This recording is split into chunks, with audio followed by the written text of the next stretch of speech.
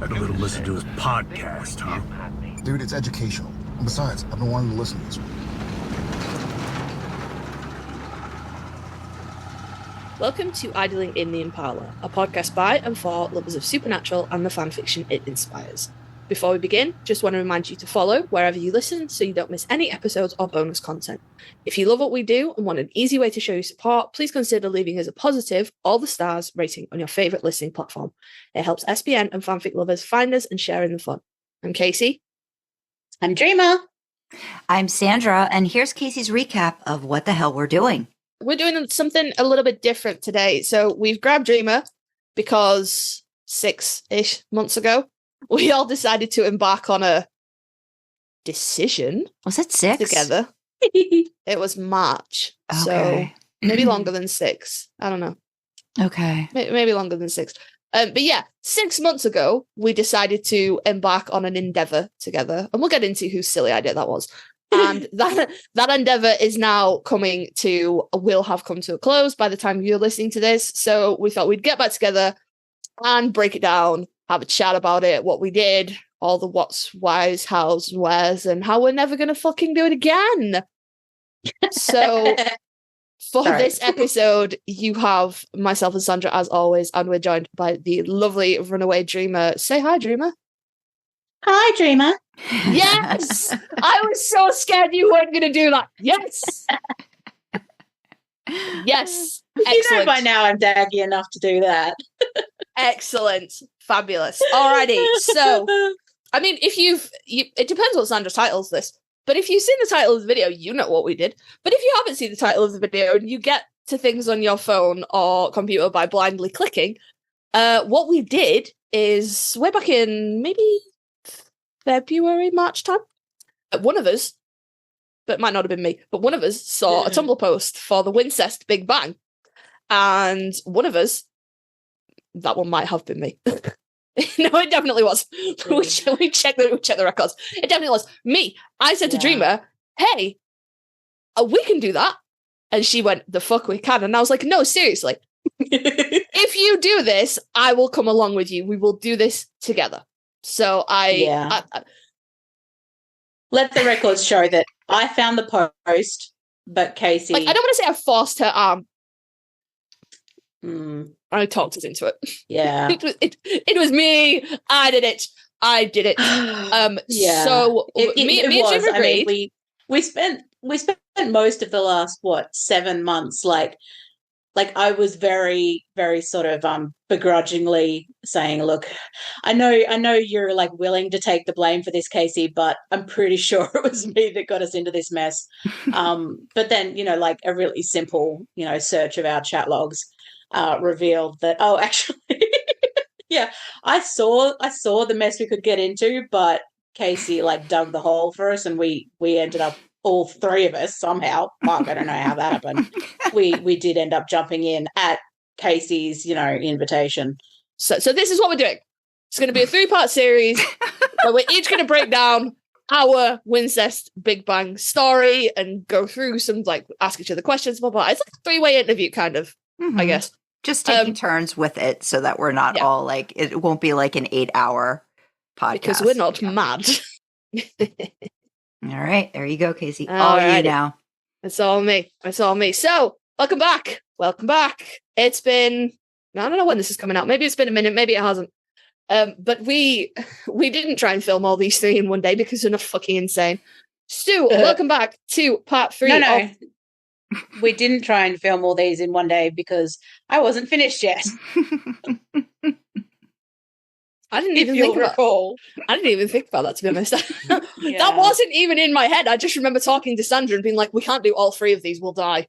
That's just not what we're fucking doing. I was still in panic mode. Yeah, all right. I was barely holding it together while we recorded your 2 episodes. You did very well. Yeah, so episodes 1 and 2, Sandra's and mine, were filmed together a few weeks ago. Actually before the Big Bang finished, I think. Yeah. And it is now. And then Dreamer needed to finish her fic, and then she was busy. How fucking rude. Dare she have a life and stuff? Go out?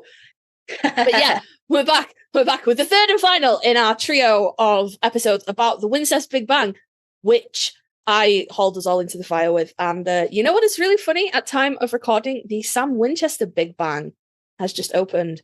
And y'all may recall, if you watched my episode, that I said words to the effect of, I would do a Sam Winchester Big Bang. I would be obligated. I would have to show support. And now it's opened and I'm going, I have so much shit to do in real life.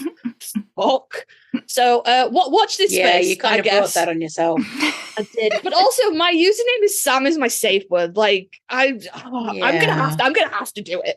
I'm gonna have to do it. Like I've committed to that. I'm just negotiating with myself. But anyway, this is not about me. This is not about the Sam Winchester Big Bang. This is about the Wincest Big Bang. We can say we went in order of finish order, or we can say we went in order of word count. But whichever way you swing it, Dreamers was the last to finish and the biggest of all of the fics, because by God, when she have an idea, she have a fucking idea. So let's just dive right into it. Question the first. Is this your first Big Bang? Was this your first Big Bang? Have you done it before? Oh, if I had done it before, I wouldn't have done it. I feel like I would have learned my lesson. Yeah, no, it was definitely the first. I have been long an admirer of Big Bangs because they just, they've given us so many amazing fics over the years, over freaking nearly 20 years now.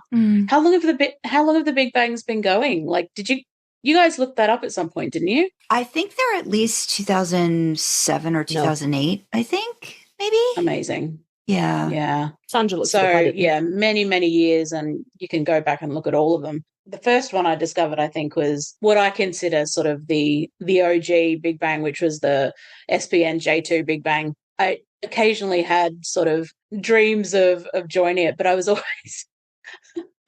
Ironically, I was always too scared to join it because I was worried, I wouldn't reach the word count, or I wouldn't, I wouldn't be finished by the deadline.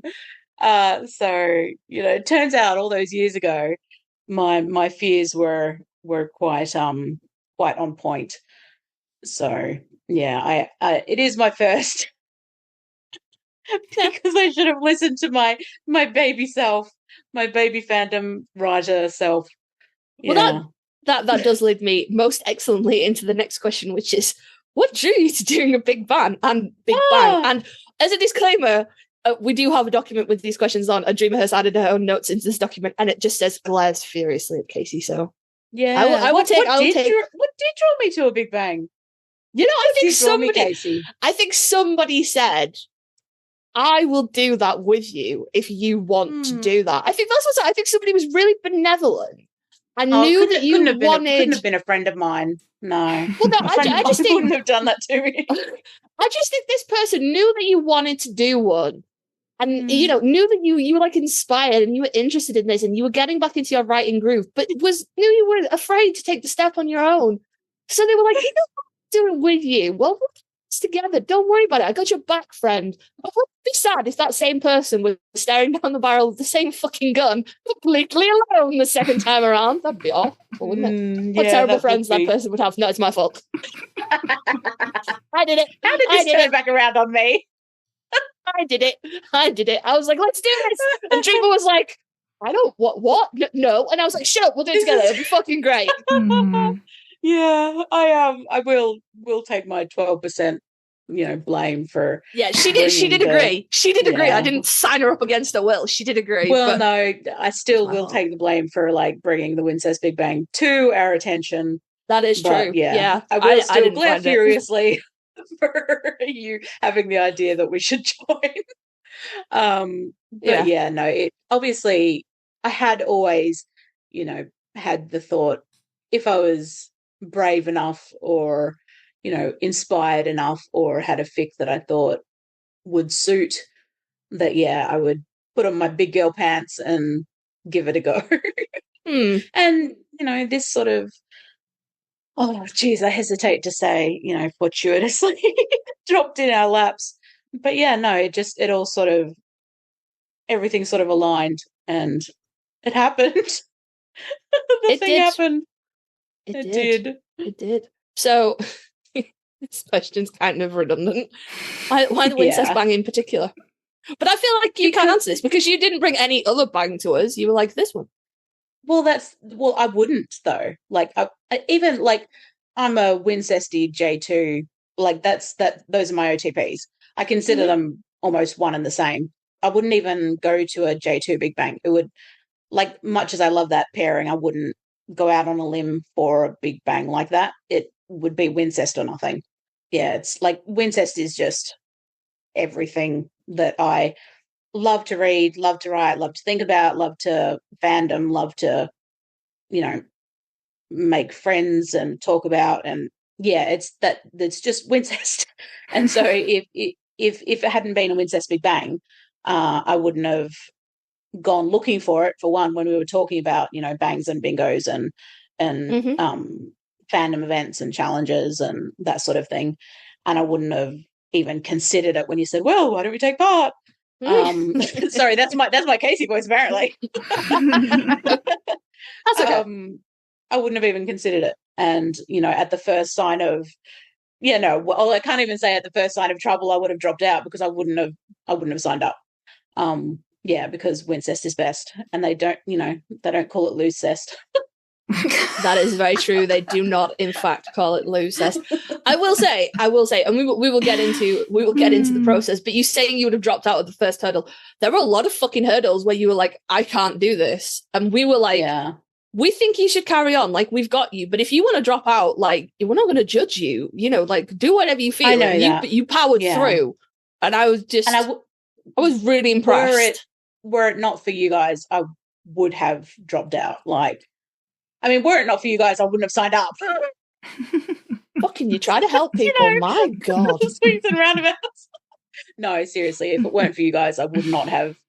Like, it comes back to that the whole way through. If it wasn't for you guys, I would not have made it, probably wouldn't have even made it to, claims. I wouldn't have made it to the first deadline. I wouldn't have made it. Wouldn't have made it. Just plain wouldn't have. So you guys get my eternal thanks for that. You're very sweet. Thank you. Well, do you want to? Guys. Love you. I think it's interesting that you're for somebody that is such a great writer, to hear you say about all of your worries about story. It's just like, being able to do the deadlines and stuff. And I know we'll get into it more too, but I'm glad that the Big Bangs do give writers and artists sort of like those jump cords, like if you need to like the emergency, shoot, like, I don't think I can do this. I know there are different spots where you can pull out of them, but I also think it says a lot too that you were willing to try to do the thing and continue on with it. I mean, you can at any point in a Big Bang, you can pull out. Mm-hmm. It's just that after a certain point, you are going to leave either your artist or your author in the lurch. Yeah. There are pinch hitters, of course, who will take the place of a writer or an artist. Yeah. But it's going to leave someone in the lurch, and it's going to, depending on when you were to drop out, it would leave them with possibly very little time. Yeah. Like, you've experienced that, Sandra, that it's going to leave them with very little time to familiarize themselves with the story or the artwork and really sort of connect with it, to be inspired and create just generally. Anyone can drop out for any reason, but it's, you do sort of make a commitment when you sign up for the Big Bang. And once you've been partnered, that's an extra commitment. So I never wanted, like, it would have been for me a failure to not just myself, but absolutely my artist. And I would have really felt that. And I didn't want to do that. But I also would have felt like I was letting you guys down, because we went into it together, like that was the point that we were going in together, and we were holding hands and like bracing against the fear and the I think and you guys never put pressure on me that was undue or felt like pressure I couldn't push back against if I really needed to. The hardest pressure the hardest pressure was on me was from myself. You guys, your pressure was encouragement and belief in me more than, you've got to do this Mhm. for, and whatever reason Mhm. you might have had, or that I might have dreamed up. No, just that, sometimes, and I think for everybody, too, like people listening, like there are always a myriad of reasons why somebody can't, continue or finish. Absolutely. So don't think that not completing something is a failure, because sometimes it's just the trying that's part of the growth and the success. Of course. Of it I mean, too. there's life happens, right? This is it's like in a job. You might get sick, you might, something might happen in your family, you might anything can happen outside of this single task that you're taking part in, or this event you're taking part in. It's just that life happens. I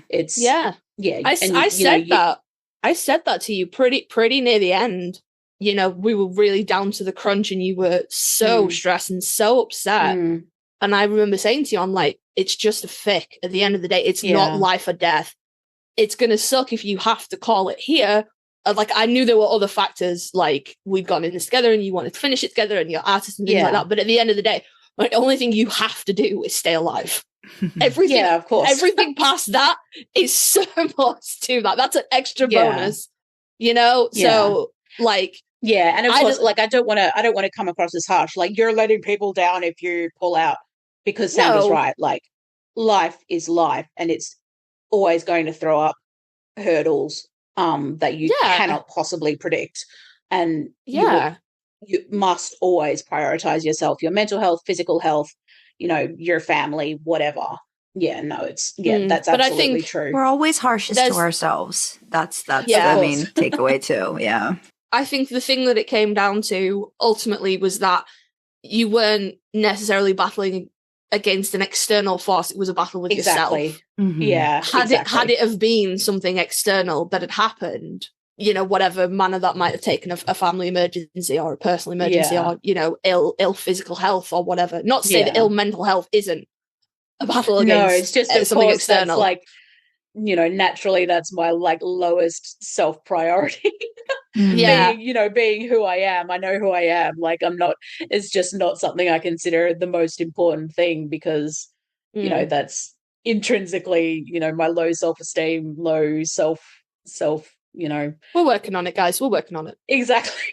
No, but at the end of the day, just Exactly. so proud of you for just just trying to do it, and for going along for all the crazy that was. And look, I'm proud of myself too. Like, I'm still sort of coming out of the black hole of it, but I'm proud of I'm proud of myself. Yeah, I am, because it was tough. I think that's another reason we waited to talk about this too, because I'm like, you need a little bit of distance from this thing. I seriously need If we'd have tried to do this the weekend after you finished, you'd be like, it was awful and nobody should ever do it and I hated it. And seriously, I think I said to Kasey, if we tried to do this too soon, I would have cried through this whole interview. And it would have been completely uncontrollable crying. I would oh my gosh, it was like the whole even talking about it, those first few days afterwards, I was crying, imagining having to do the interview soon afterwards, because it was just, I was a wreck. I cannot tell you. And I want to preface talking about all of this through the whole interview with the fact that if I hadn't written a 90K fic that I never intended to get that long, and it hadn't come down so close to the wire, this would not have been my experience. This is not something that is intrinsic to a Big Bang. It's not like most people finish their fics with time to spare. Most people, yeah, exactly. Sandra finished in August. Kasey finished in September, was it? No, I finished or was it just early October? The first week of October. Yeah, so that was with weeks to spare. Most people didn't write over 20K. Most people, the minimum word count for the Big Bang, there was mini and big, and the minimum word count for the Big Bang was 10K. I did not go into this expecting to write 90 freaking thousand words. So that the lesson here is sorry, Dave. The lesson here is if you're out there and you're thinking, oh man, I wish I had like hardcore fandom friends that were like, you know, we posted about our friendiversary on Tumblr and we were like fucking besties and we talked every day and shit like that. Please remember that it is a double-edged sword, because the other edge of the sword to those fucking kick-ass fandom friends is that you go to each other, oh my god, what if? What if? What if? And a fucking 10k half an idea turns into 90,000 word and people are crying and other people are like, babe, it's just a fucking fic. It's just a story. You can end it on a cliffhanger. You can pull it right back to chapter 1. Lord. Like, you don't have to do this. Like 100%. And I could have. You could have, but you couldn't. For your own integrity, you couldn't. You like, I'm seeing this through. We'll get into like all the story nitty gritty, but I did want to say like the experience I had was not. Yeah, it was not. That's not just what a Big Bang is. This is just my experience of a Big Bang because of so many factors that are like a few big factors. Yeah. So this isn't the episode that shits all over a Big Bang. I never want to say that. I like the Wincest Big Bang was run so well, and Big Bangs have always been like, I love Big Bangs. I love them for fandom. I love, reverse bangs. I love little Big Bangs, like all events that contribute to fandom creation and that just collaboration and just contribute to everything that fandom is like. Oh, I love them. I love them so much. This isn't to shit on any of that. It's just to shit on you. This was my. It's to shit on me. It's to shit all over me because I am shit and I deserve to live in shit. We'll have less of that. Thank you. Less of that. I'm so sorry for being shit. No. Less of that. Less of that. No, but I think too, having the experience is one of those things that for everybody, especially us even bothering to do this whole breakdown between each of our stories and fics, I think it shows how each of us have come at it from very different perspectives, different like story ideas, what we were thinking of doing. Like, I think it just gives everybody an idea of like, how it is for each writer. And that's something I think that we love to dive into with each person that comes on. So don't think of it as we've covered the spectrum, haven't we? Mm-hmm. Yeah, I think so. Sandra was easy breezy. I was like, oh fuck, and you were like, I'm gonna stab everybody, and then me. I was told in a comment that mine was a good intro to Wincest. So I was like, that's excellent.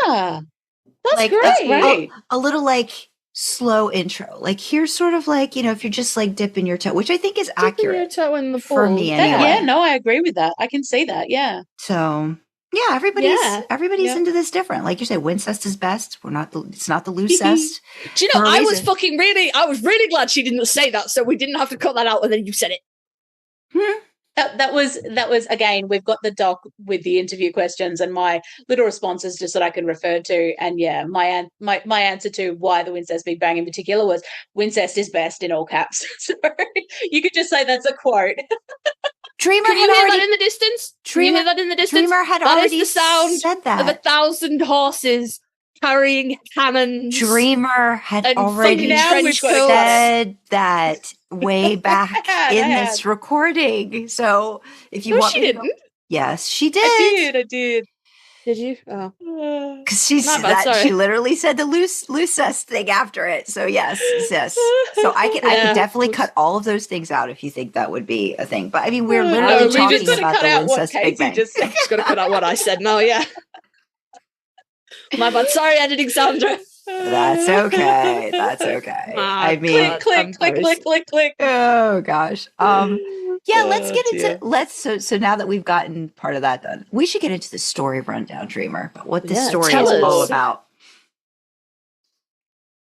Silence is a good. Yeah, that's good. She's like, wait a minute, let me figure it out. It started as one thing and it evolved. I didn't even write anything in the doc for this because I couldn't think of. Okay, so basically, it started as an idea for. Well, actually, I think I'll start by saying it's unrelated Wincest. So basically, it's semi-AU, I guess you would say. in that it's set in supernatural universe. It's Sam and Dean are still hunters. they're not related. They're not from the same family. Controversial. We'll get into that later. And so the story starts with a meeting between Sam and Dean in a bar. Oh, yeah. I mean, spoiler warning. This I think that goes without saying by now that this is going to contain spoilers for the story. You should have read So the if fic before you came to listen Yeah. to this. So if you haven't, Sorry, pause. I know it's 90K, but Yeah, no, It may take just you a pause. while, We'll but- wait. We'll wait. Everybody I stay feel quiet. like you've had enough time honestly, by now. Honestly, some people do just end up like somebody might listen to all this and then decide to read it. So it could go both True that. ways, you know. So just know Yeah, there's spoilers for the story, and then you can make your own Yes. decision from there. So the first part is Demon Dean, in his Night of Hell arc, and Sam crosses his path. It doesn't go super well. It goes very smuttily, but it doesn't end well, let's say. And then basically the rest of the fic, it's from Sam's POV. So it mostly views his recovery from that experience and how he learns Do we want to do we want to detail like that experience, because it's not necessarily a traditional non-con experience. Yeah, no, it's not a traditional non-con experience. It's from Sam's POV, it is consensual. You know, they hook up behind the bar. In an alley Um, behind the bar, it's hot as sin, yo. I'm pretty proud of that entire first chapter. And so if you check out the fic, you'll see that there's a tag for something called stealthing. If you're not familiar with what stealthing is, maybe trigger warning here for sexual assault, rape, non-con elements. I mean, it's essentially a kind of rape. It is a form It's of rape. where a condom is removed before or during the act of sex without the penetrative partner's consent. So Or knowledge, Demon Dean, usually. or knowledge, yeah. So Demon Dean removes well, he never actually puts the condom on, but Sam doesn't realize. Sam gives him a condom to wear before they have sex, but Demon Dean doesn't put it on.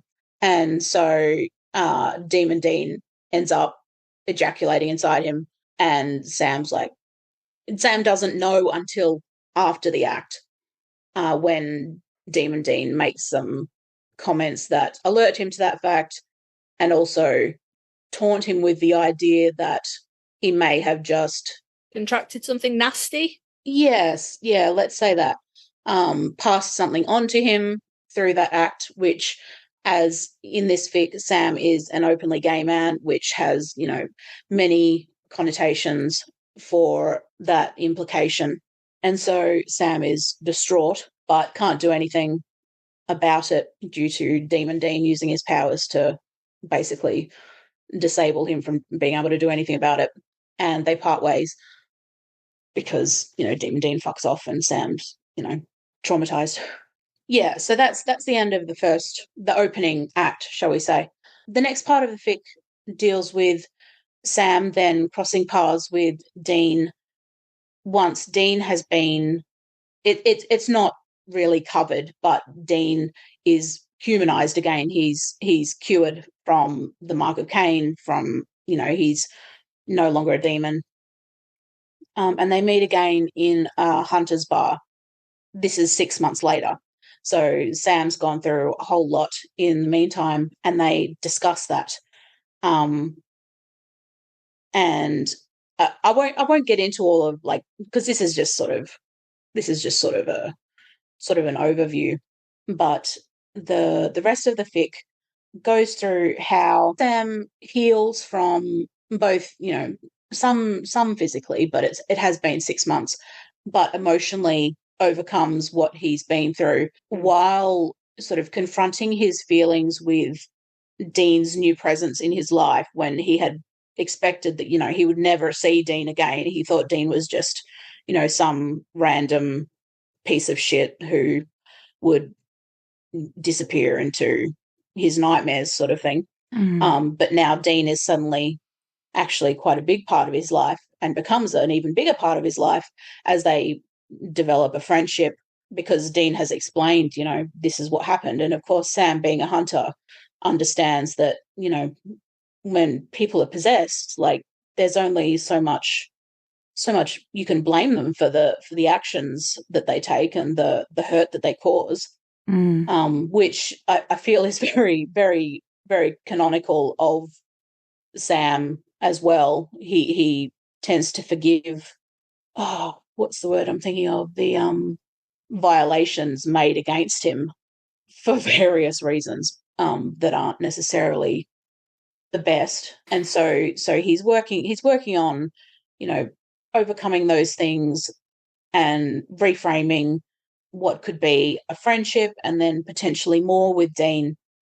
And it's, it basically that's the whole thing, and it becomes sort of a friendship and a romance and then more, and that's it. Obviously there's a fair bit to it, but that's sort of the overview of the rest of the story. Does that sound okay? Yeah. Yeah. I was thinking when you were talking about Sam and his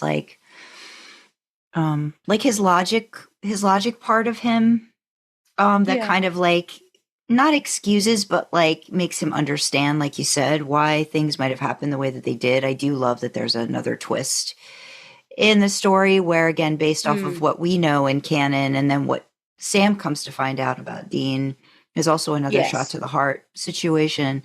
You were talking about how he just kind of uses that to sort of I was watching season 11, and at the end of season 11, I just was looking at the fact that Sam was in a room with Lucifer and Cass's vessel and Chuck and everybody else, and working to figure out a way to beat Amara. And all I kept thinking about was 10 episodes earlier, you were in the cage with this dude. And now you're working on how do we beat Amara for the good of the world situation. And nothing on his face showing any of the stuff that, he's probably contending with in his head. But you see it. You see it in glimpses. You see it in the way he often looks away from him, and the way he angles his body away, but still keeps him in his path of vision, so that he's never he doesn't.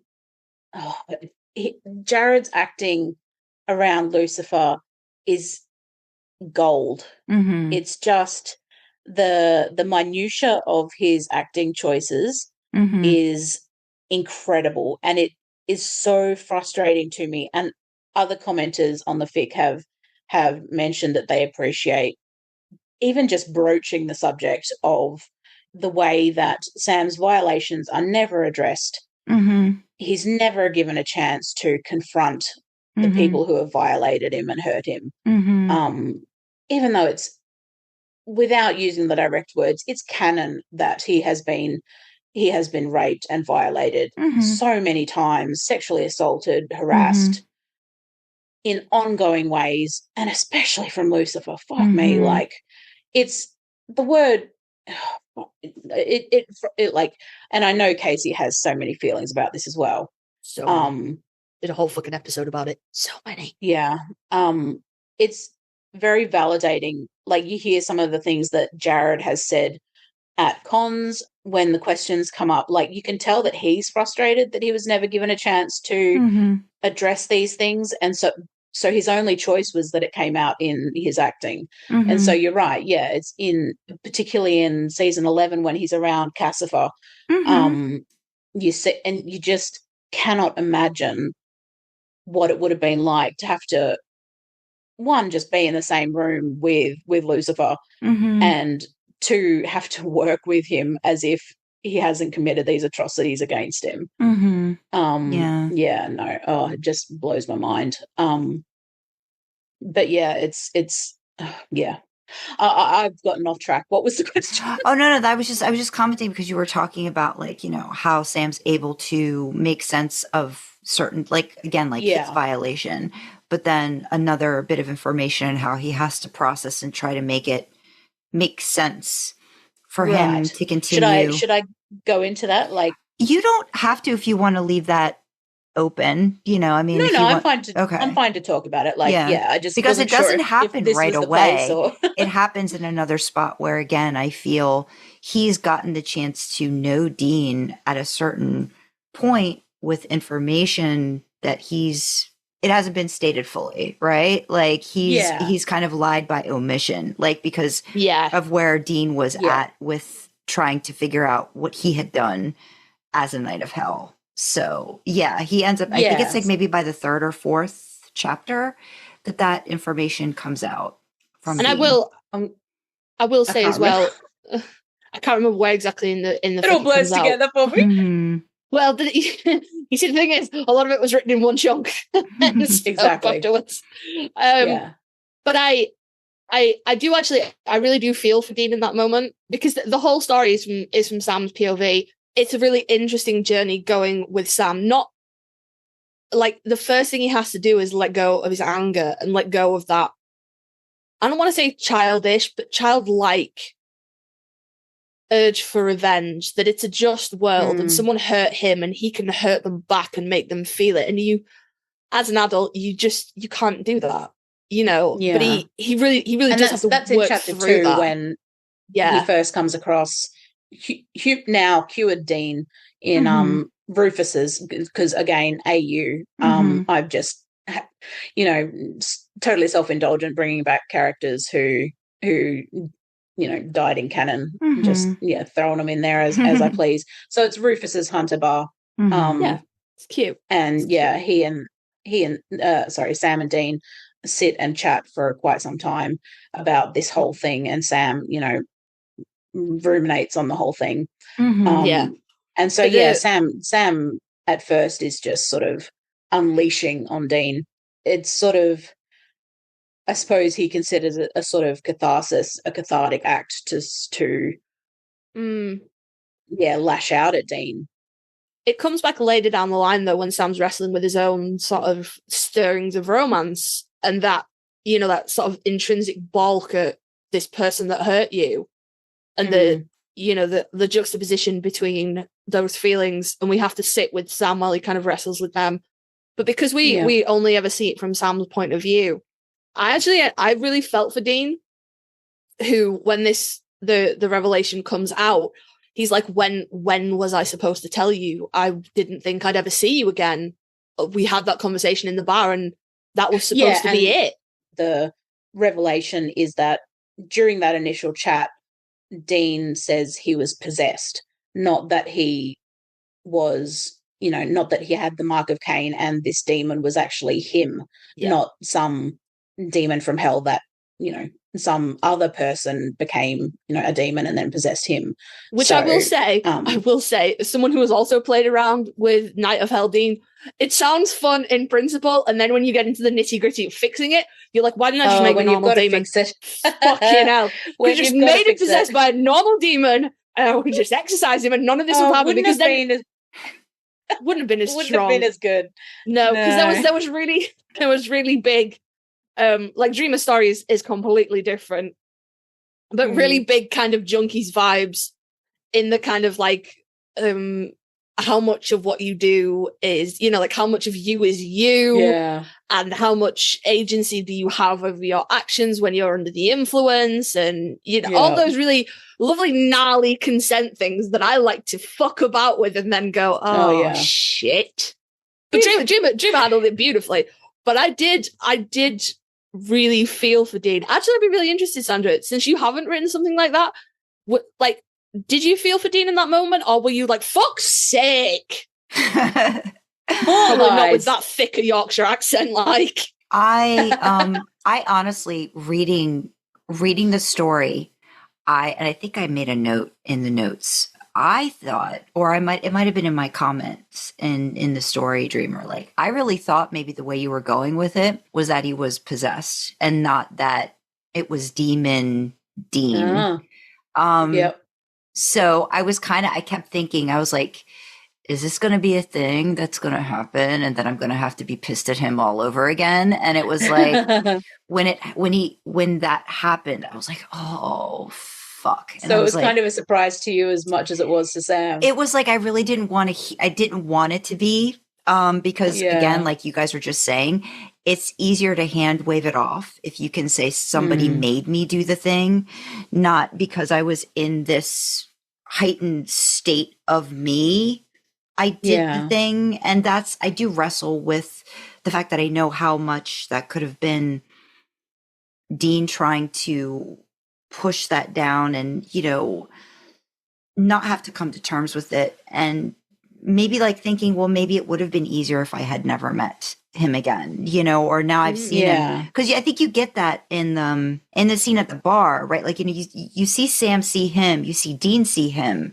And again, you're not getting anything from Dean's POV, but you sort of see Dean doesn't know what to do in that moment. Like, does he go up to him? Does he state anything? And then when he does, of course, he does it in this very Dean way that just throws everything off. And like, what the fuck? And like, seems like, what? Why are you like, what? Like, how dare you? It's, and then you get into that whole thing. But then again, he's trying to be apologetic, but like fucking it up so badly, like along the way. Very Dean. It's very Dean. It's very Dean. But again, I was just, it's true. Like he wouldn't have known how to like bring that up because again, Sam had to get books from Bobby to figure out what the heck all that was. It was like, how would Dean really have been able to justify that? It would have been easier to have Sam read it and process it and then talk about it. Assuming reasonably that, Sam would never want to see him again. Even because no other person, like you said, like having it like hunting. Sam is a law unto himself. Hunting in the context of it in the world that both the boys are in, it gives them the opportunity to try to move past. In any other situation, none of this would be plausible if you had your assaulter that you fall in love with. I just don't think that that's a thing that you could ever really make. Or it wouldn't be a healthy thing anyway. Yeah, it wouldn't be healthy. And I think that's the key to it too, that you go back to time and time again, is how you make it make sense through their journey through Sam's journey with Dean along the way. Otherwise it would just be magic dick scenario, that kind of a thing. Yeah. And it's literally really could not be more of the opposite of magic dick. There is zero magic dick involved. Everybody does the fucking legwork here. Like, I don't know if this is going to come up later on, but Sam is in therapy, actively in therapy. We see him, not only do we see him going to regular therapy sessions, we see him scheduling emergency sessions when these things happen. They put in the fucking legwork to work this out. And I would say, as someone who was helping Dreamer and reading it along, I was like, oh God, can they just fuck already? Can we just fix it like that? But it could not have been done. And again, so many, it's weird. I never even, I think when this idea had come up a long time before the bang, and we'll get into it, Junkies wasn't even a twinkle in my eye, but it's so weird, the kind of parallels. And Dreamer was able to go nope and wrangle her little dolls together and be like, and you're going to be there, and you're going to be there, and you're going to do what you're fucking told. You were so concerned for me every time,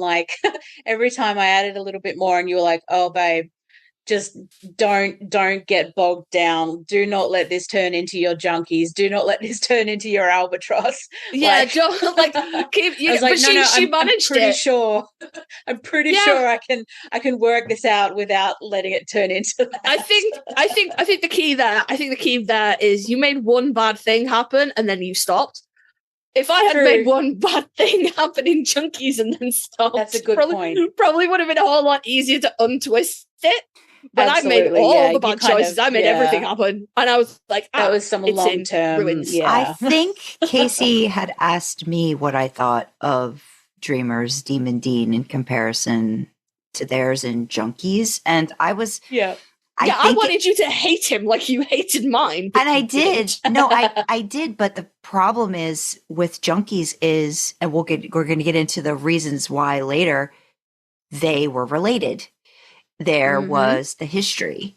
You don't have that with these two characters. Right. And I think not that it hand waves or makes the assault okay, but it's like there's no history before that. They have to build the history after. So I think that for me is what makes it not okay, but like no, it's different. It's different. It's a different level. It's just a little different. Yeah. Where did the story? We need to get into this. Where did the story idea come from? Because then this is where Kasey and your relationship, I think, starts. You know, this whole like you guys giving each other the thought for so long, the thought brain, and like doing that thing. I was trying to look in our emails before. I wish I could remember because I'm sure something sort of prompted it. But this was back in our email era. I think I must have asked you like whips or the list. I haven't mentioned putting something on my list probably. Yeah. And I was like, do you have a list? And you were like, no, I just have ideas. And I was like, you just write them down. I don't know. Oh, I wish I could. It's in our emails somewhere. We were on emails, literally thousands of emails after we first met in the comments of the West series when I reposted that after coming back to fandom as a writer in 2022. We moved to emails and we exchanged thousands of emails over about a year-long period. And in those emails is when my Demon Dean idea came to me. Mm-hmm. So this was from this point maybe like a year and a half ago, I think. Mm-hmm. But at that time, I couldn't spare the time to get into it because I was still finishing Sandman, and that was still, at least 100,000 words from being finished. Sometimes, like a fic you've had an idea for previously will just suddenly decide now's the time to write me. Mm. And so I just was like, as I tend to do, fic just sort of starts writing itself while I'm trying to sleep or when I wake up in the middle of the night, and I've just got lines and lines of the story happening. And that's what happened with Certain Souls. And so I just needed to start writing that after I finished Sandman, which was around the same time. Yeah, you jumped straight from. Yes. No, did you? You were working on something else. We won't mention what it is. Oh, yeah. But you were working on a different whip, and you were like, "I've exhausted myself with this. I need something else." Yes, that's right. I needed a brain break from something else, and then so that ended up being like 16,000 words, and I was finishing that around the time that the Wincest Big Bang came to our attention.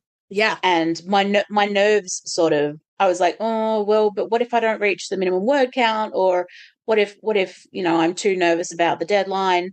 And so, Kasey and I were talking about it, and possibly with you as well, Sandra. The idea was that I would hold on to Souls so that if I was worried about it by artist claims or something, I could just hold on to Souls and use that as my Wincest Big Bang fic, and that way I have really fucking should have done that in hindsight, 2020, and I could just submit that and have a finished fic ready to go for my artist, and that'd be fine. But then I started, so once after signing up for the Wincest Big Bang, I started the Demon Dean fic, drag out the fic that we're talking about here. Have we mentioned the title of it? I don't think we have. We have not. Yeah, the title of my Wincest Big Bang fic is Drag Out From Your Mouth. And where does that come from, Dee? It's a line from a song called 10 Speed of God's Blood and Burial by a band called Coheed and Cambria. Which sounds like the most badass fucking death metal song ever, right? That's a really cool badass death metal song. And if you're unfamiliar with Coheed and Cambria, they are, I don't want to say as far away from death metal as you can possibly get, but they're pretty far over on the fucking... They're prog rock, prog metal. Can I get into my question? Because I think this leads into another interesting one. So... because we were talking about it a little bit more. Why unrelated Sam and Dean for this story? I wish I could remember. I think it was like I didn't specifically go in planning, like trying to write unrelated Wincest. That it just the premise doesn't work. That's related Wincest. Well, when you say Wincest is best, and then you're not relating them, it's kind of like. I know. Well, that's sort of the thing. Like, I still, if it's Sam and Dean and they're still hunters and they're still in supernatural universe, I sort of still think of it as Wincest. You know, it's that's why I wish I could find those original emails. Like, but yeah, no, the premise doesn't really work because it all started with that. The idea started with that. Well, it was just that scene in that the meeting, alleyway, right? where, Which wouldn't have worked if they where knew each Demon other. Dean, exactly. If yeah, I mean, it just wouldn't. Yeah. And so I guess that's just where it all sort of started. And they had to be unrelated, and so For someone not in the Wincest circle or camp, as say I would be, because when we were talking about this before, I did not realize, and you guys explained this to me, there's strong opinions from many people who really love Wincest about unrelated Sam and Dean. Never. So can you strong opinions about anything? Can you talk about that a little bit more? And are you one of those also, Dreamer? Or like, can you read unrelated Sam and Dean the same, or is there other things too? Well, I'll start with yes, there are very strong opinions about unrelated Wincest. All valid, which by I think the way. is funny that. Yeah, of course. I think it's funny that it's still called Wincest when they're unrelated. But yeah, no, I was not aware of how strong this. I don't think I even really, maybe peripherally I was aware, but not really until, because I only joined Tumblr in January. Like I think I mentioned before, I was never sort of in the, like, deep in the social circles or social media areas of fandom. I just sort of mostly read fan fiction, wrote it, and got comments and or not, whatever. But since joining Tumblr and since starting this fic, I started noticing posts on Tumblr where people would say, if you're going to write them when they're not related, why fucking bother? And then the comments that would agree, and just like it was like hundreds of notes and reblogs and stuff. Like I saw multiple posts while I was writing this fic, and just my heart sank every single time. Like I would just like watching my mental counter for readers and comments and hits and kudos like dropping like flies every time I saw one of those posts and all of the notes it would get. Thinking, wow, people are going to hate my fic. Like people aren't even going to bother reading it just based on the fact that Sam and Dean aren't blood relations. And like, don't get me wrong, I get the fact, like I get it for the fact that Sam and Dean's unhinged incest vibe is part of why, or it's a huge part of why we are so drawn to them. Like it's the horrors that we love, and that's the same for me. Like I'm not, like, I haven't been shipping Wincest for nearly 20 years because they're a couple of hot guys. That's just, you don't ship brothers for that reason. And so I get that, like the fact that they are brothers and were raised so enmeshed and codependent and just sticky, messy love that is just so twisted and toxic in so many ways is why Wincest is so appealing and why it's so enduring. And like, like I get it. I get why some people would not want to read without that background to contextualize a relationship between them. But also it's like to answer your other question, I don't have a problem with unrelated Wincest. Like I've like, until I saw these posts and stuff, I didn't realize so many people did, because I've always read AUs and unrelated among them, because they're still, as long as they're still readably Sam and Dean, like I'm still happy. Like I still love those characters. I still want to see them outside of their comfort zone, in unusual situations, and I still want to read about them. And I usually find that they're still sort of weird about each other, and they're still fascinating to read about. So yeah, I was really surprised and taken aback, and I know it's so stupid, but like this is just this is me all over. I was like, I was kind of hurt. I was like, but my fic, I'm writing this for you. Like, I'm writing this for you all to enjoy. And of course, I'm writing it for myself as well. So would this be a situation too that like because like I'm thinking of like Sam Wesson and Dean Smith, so that would kind of be like an unrelated maybe Wincest like people situation. love that episode. Why is it such a big problem? So is it more that some people might be thinking unrelated Wincest equals J2 in some situations? I don't know. Okay. I think it's just I think maybe some of it's just sort of they don't like the idea of it instead of just not the background, like you said. If they don't have the history, they don't have that. Where in my mind, when I was reading it, it kind of just seemed like there's you're finding out that they're each other's soulmates as they grow, and they can still be erotically codependent on each other. That's just something that they're growing into. They're not just like they didn't just get put into a situation too that had that build up over time with that's exactly it, right? Like I was saying to Kasey, and I've spoken to someone else who I'm going to mention in a minute, that I feel like there are levels of AU generally, but also I feel like there are levels of unrelated Wincest where it's the most AU, I suppose, the most unrelated, where it's like, well, it's a terrible life level, right? Yeah. Where they're not even this, like their personalities are different. They're basically just the name and the face. Yeah. And they're totally transplanted to a different situation. They're not hunters. They're, in literally in suits or, a polo shirt. Yeah. Polo shirt and slacks, doing a different job, just full AU, full unrelated. Yeah. But then there's what I wrote, which is marginally AU in the sense that they're still in the supernatural world, they're still hunters. Quite a few things that have happened in supernatural have still happened to them. Like we've got the Mark of Cain. When you read the fic, you'll find out that a number of things that are in Sam's canon history have still happened to him in the fic. It's just that they're not related.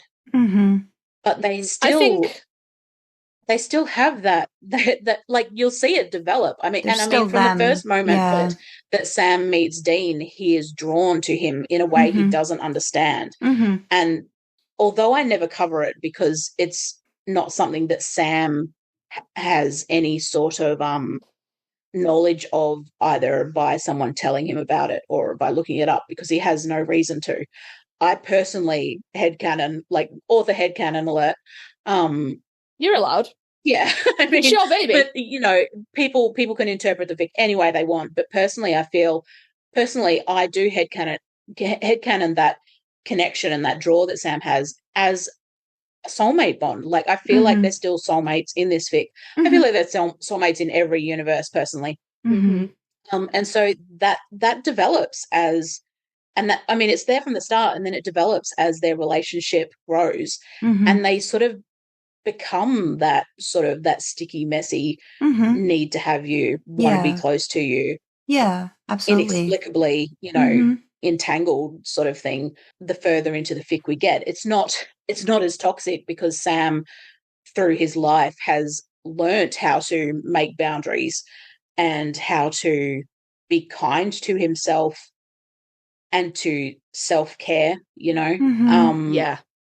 so it's not and unfortunately Dean still has his past as John Winchester's son and all that entails, and so he's still a bit of a wreck. But also my headcanon for him is that without Sam there, he didn't have a younger brother that he needed to be performatively toxic masculinity for. Like, he didn't need to do all of that.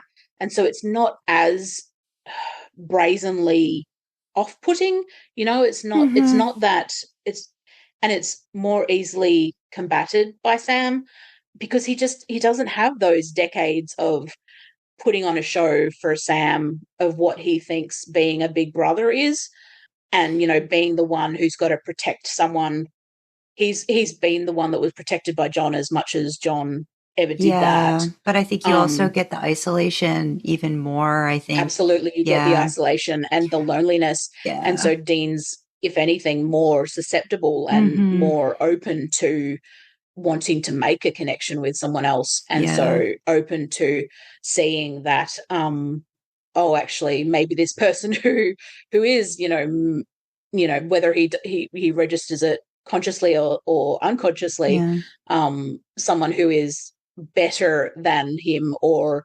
more practiced than him at being around and with other people in relationships, familial or platonic. Maybe they've got some better ideas about how to engage with another person on those deeper levels, and so he's willing to take that advice or modeling behavior, and sort of take it on board more than, say, Canon Dean would. Yeah, so that's I suppose that's sort of a defense of, well, they're so out of character. Like Dean would never even consider going to therapy, like he doesn't in the fic, but he's not totally opposed to the idea. Like Dean would never go to therapy, and they're too nice to each other, and blah blah blah blah. And Sam's his boundaries are too strong, and he's too mean to Dean, and that's it's, for one thing, it's a fic, it's wish fulfillment, it's the author's indulgence, it's that, but also like you've got to understand the context of the backstory, like and how the AU, because it is an AU, how the AU would leave them in the places they are, as Sam, I think, is about 32 in this fic. So Dean would be about 36, whatever the ages are when it's about season 10 in canon. That's sort of a vague sort of timeline.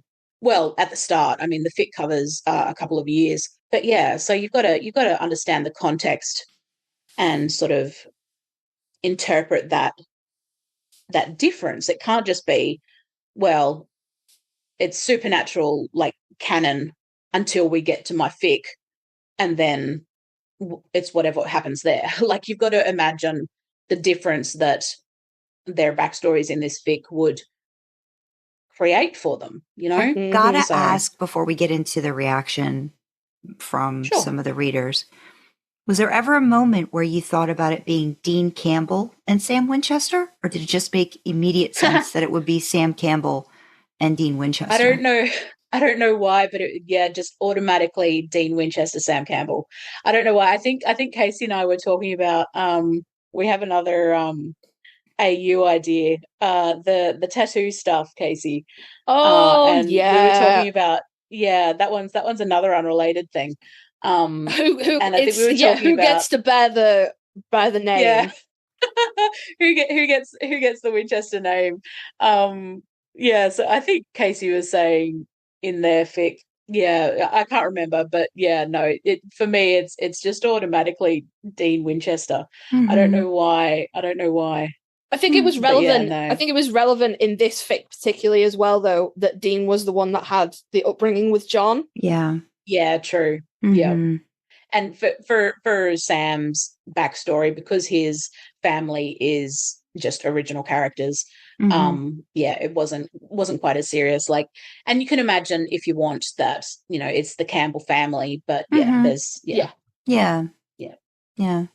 So then, the experience. So then, how was it getting people to read it? Yeah, well, I mean, my little whinging about how people feel about unrelated Wincest. I've had such beautiful feedback from a bunch of people in the comments, and chatting to people on. I mean, Jackie on the idling Discord, love you, Jackie, who would not usually go for unrelated Wincest, has said such lovely things. And I've had comments on the fic itself from people who have said, so many people, it must be such a common opinion. So it's amazing that it's just gone right over my head for so many years, who have said that they wouldn't usually go for unrelated Wincest, but they really loved my fic. people who have said, it's completely changed their mind about unrelated Wincest. And I'm like, that means the world to me. So thank you so much. If any of you are listening, or anyone who feels that way after reading the fic, after hearing this episode, like, I love you. You're the best. Marry me. Sorry, Kasey. Sorry, Sandra. What? It's going to be a lot of marriages all over the world happening. She refuses to honeymoon in Austin. So if you were dreaming about Sway Jensen, fucking let it go, friends. Oh goodness. Oh dear. But yeah, no. One specific conversation I had was with a fellow author called 67 Automatic. They're on Tumblr, but also in the Wincest Book Club Discord. Love that Discord. Shout out to all you guys. We've had discussions before, and they took part in the Wincest Big Bang as well. Wrote an amazing fic, and we were talking about it.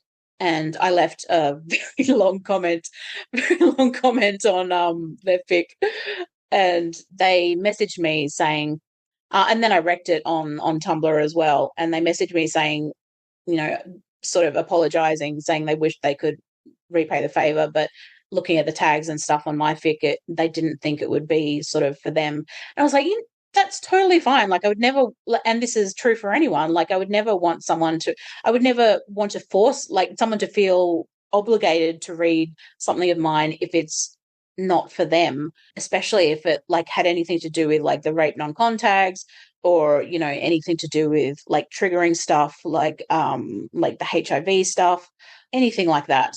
And then I thought about it, and it was like, but if it's about the unrelated Wincest, I've had quite a few people say, that it wasn't as bad as they were thinking. I still wouldn't pressure you, but, maybe. Maybe. I can't remember exactly what I said. I can't remember exactly what I said, but yeah, no, I still wasn't pressuring them, but they so kindly said, you know what, I'm going to give it a go.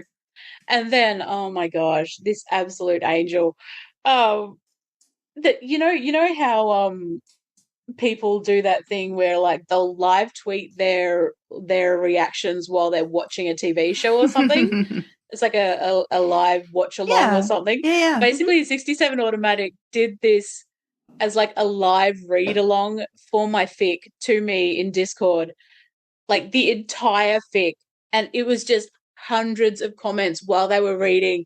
And I have never, like, oh my gosh, I lived for this for, like, it was like over the course of must have been 2 days, 3 days or something. And I was just, oh my gosh, I was so happy. It was just one of the best things that's ever happened to me. I could not believe it. They were just like, it was just like comment, pop up, pop up, pop up, pop up. It was so kind. Like, if you have an author friend, or if you know an author who would be open to this, live fucking read one of their fics while you comment along with them. Yes. Comment along to it, because that I have never had an experience like that, except with, like, Kasey being my alpha reader on fics, but that's sort of, like, broken up over the course of however long it takes me to write the fic, so it's not quite the same, but it's still amazing, I tell you what. But this was just the kindest thing I have ever, like, the amount of, because I mean, it's a 90k fic, you guys. It's it would have taken hours upon hours to read, let alone all of the time that they spared sending me fucking comments about it. Like, I'm not exaggerating. It would have been hundreds of comments, like, not like super long ones. Some of them were just, really little ones. But it really blew my mind. Like, just the generosity, just the pure kindness, and, like, oh my gosh, I can't. It was so kind of them. And especially because they had those same reservations with unrelated Wincest, and then they found themselves enjoying it so much. That was really validating for me, not in an I told you so way, just in a wow, like, someone who didn't expect that has actually liked what I created. And that's wonderful. I mean, I mean, Yeah. I love when any reader feels that, but it's like there's something really special about it when someone thinks that, you know, that's not really for them. It's not something they typically enjoy, or they feel they're not going to enjoy. Mhm. And then like it's just this huge love session. Like I felt all of that love, and it just 67 And that's the automatic. You bestest. absolutely rock. Like Yeah. that was absolute highlight. Good. One of the best things that, like, that I said to them, that made the Big Bang worth it. Like, mwah, like chef's Aw. kiss, just incredible. That's So I thank love you that for for that. you. Yeah, no, amazing. lovely. Yeah. My next question. So, because I came to your stuff initially with West, and then you did the unbelievably thing that was Sandman verse, where you revisited like the sins of Soulless Sam right out the gate. And then with Drag, you're doing the same with Demon Dean. So what is it about these two? I call them eras that make you drawn to explore them. I see. Well, the thing, you know, what's funny is that I didn't realize. I'm kind of telling on myself here, and pointing out something that readers may not be able to, that may suddenly become obvious to readers as they're reading. I didn't realize until I was sort of halfway through writing Drag that it was sort of a really similar sort of arc or formula to Sandman, where we have, you know, what would you call it, the alternate version of one of the characters does something awful to the other character, and then they're fixed, and they've got to deal with what they've done, The fallout and then of it. there's the fallout, and then the healing and the coming back together. I really didn't realize I was following that same path until I was quite a ways into the fic.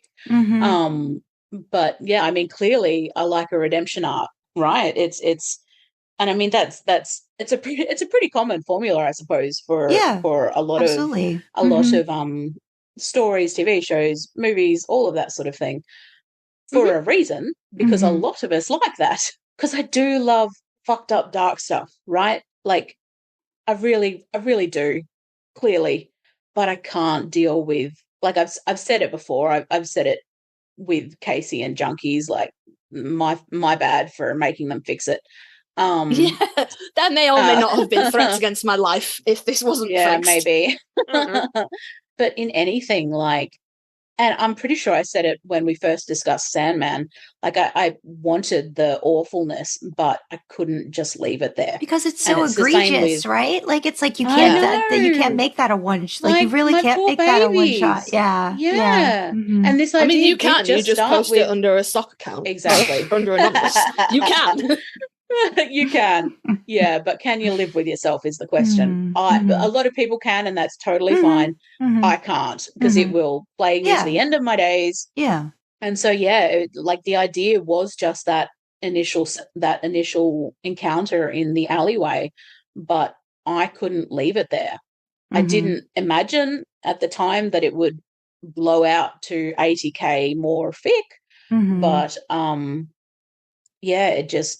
I need that healing. Sometimes it do be that way. Yeah, it fucking does. And it couldn't just be magical healing cock, unfortunately. Yeah.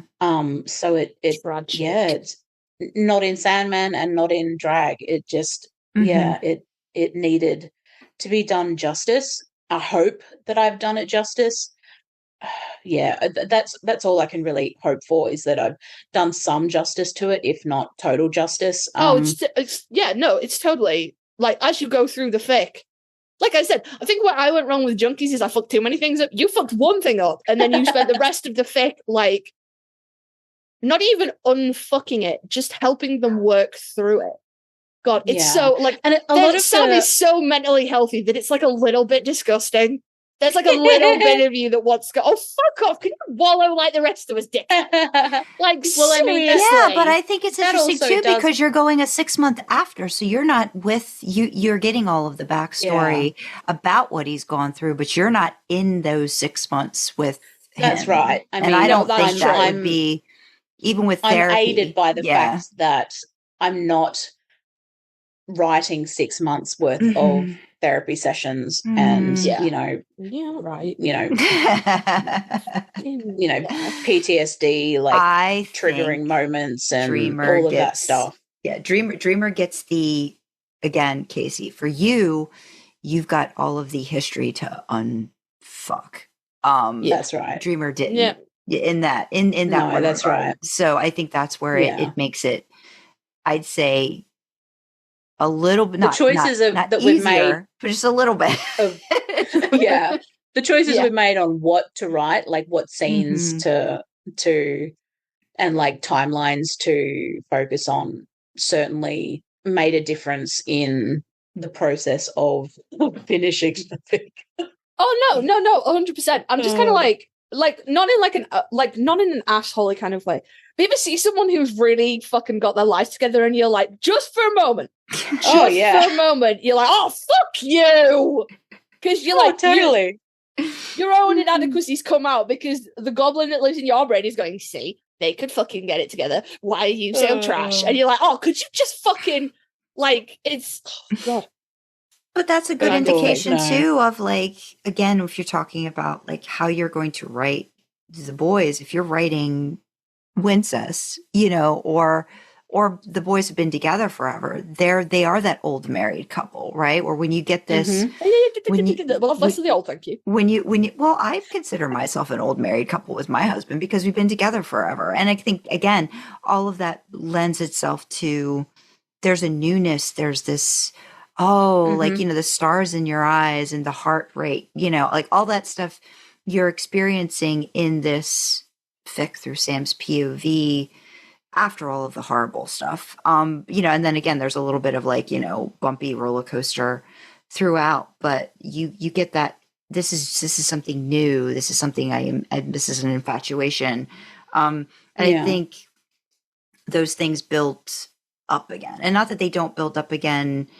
that they start to become new in a different way in other stories, but this is very much because it's not related. I think you can lean Yeah. into that more. Yeah, you someone could. left a comment on the fic that it's almost like outside POV, Mhm. because you're like Hmm. on each other, Mhm. or specifically Sam on Dean, like you're seeing Dean's life from an outside POV because Mhm. Dean is new to Sam. Like Yeah. he's almost a stranger to Sam, so it's like Mhm. seeing John's impact on Dean from an outside POV. It's like, wow, he fucked you up, didn't he? Yeah. And it's like, I think one of the things they said was, yeah, I was a demon, but then I got better.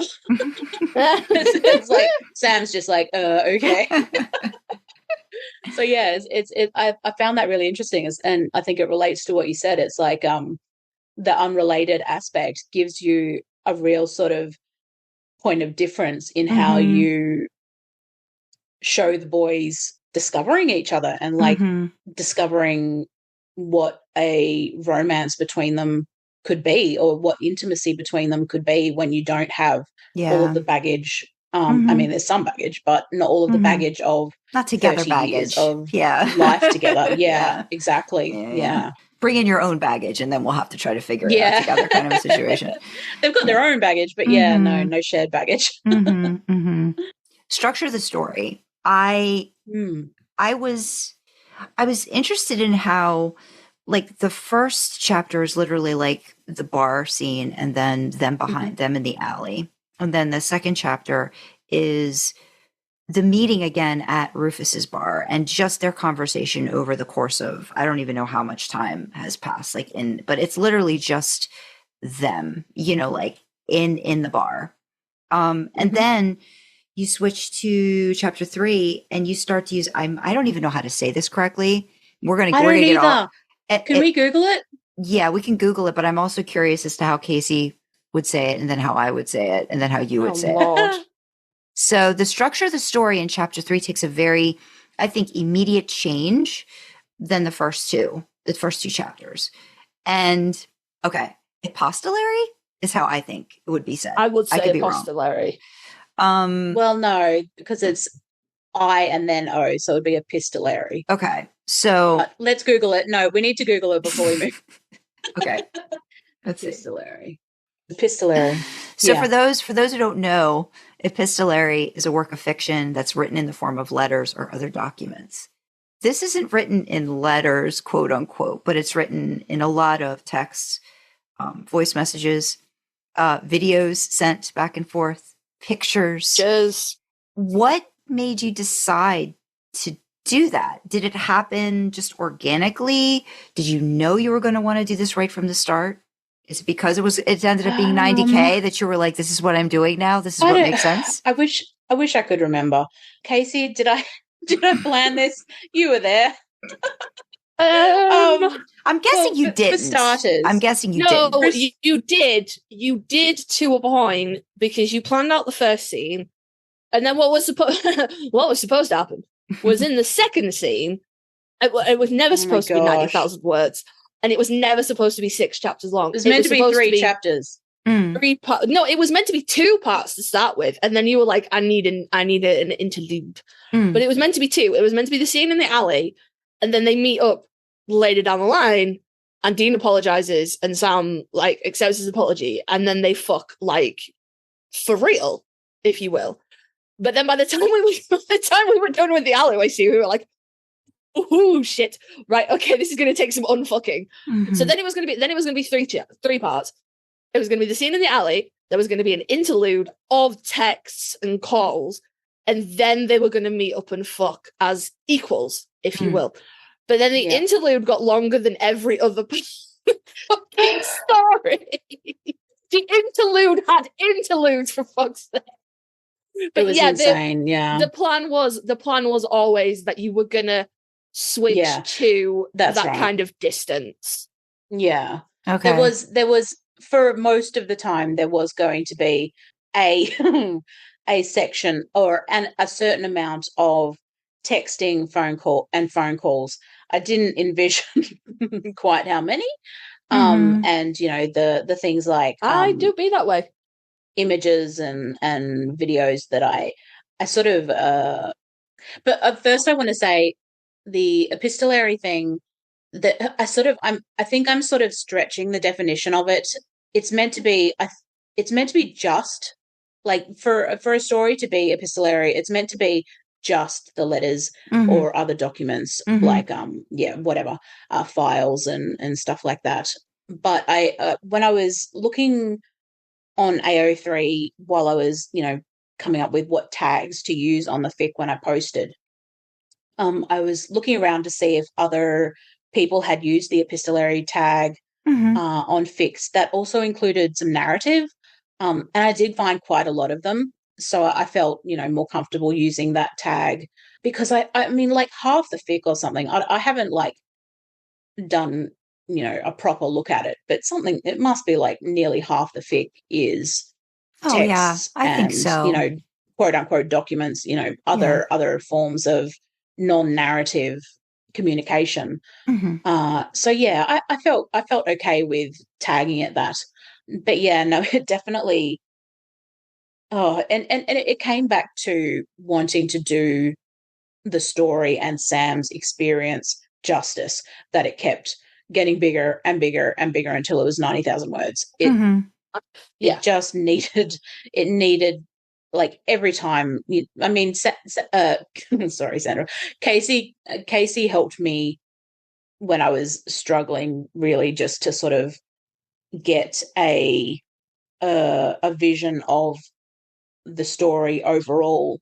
Kasey helped me create a timeline because because I was working with dates and like when this text exchange happened, when this phone call happened, when this in-person meeting happened, and so the timeline was super helpful. And I just kept finding, as I would write one scene, I was like, shit, there needs to be a discussion in some format of this experience, Right.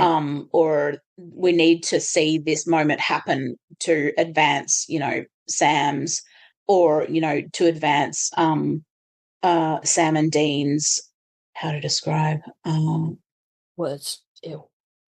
yeah, I know. I use them all in the fic. Well, the way I interpreted it, a lot of it too, was there would be these certain chance encounters with them, but what you were doing in between was you were showing the growth of their relationship. Yeah.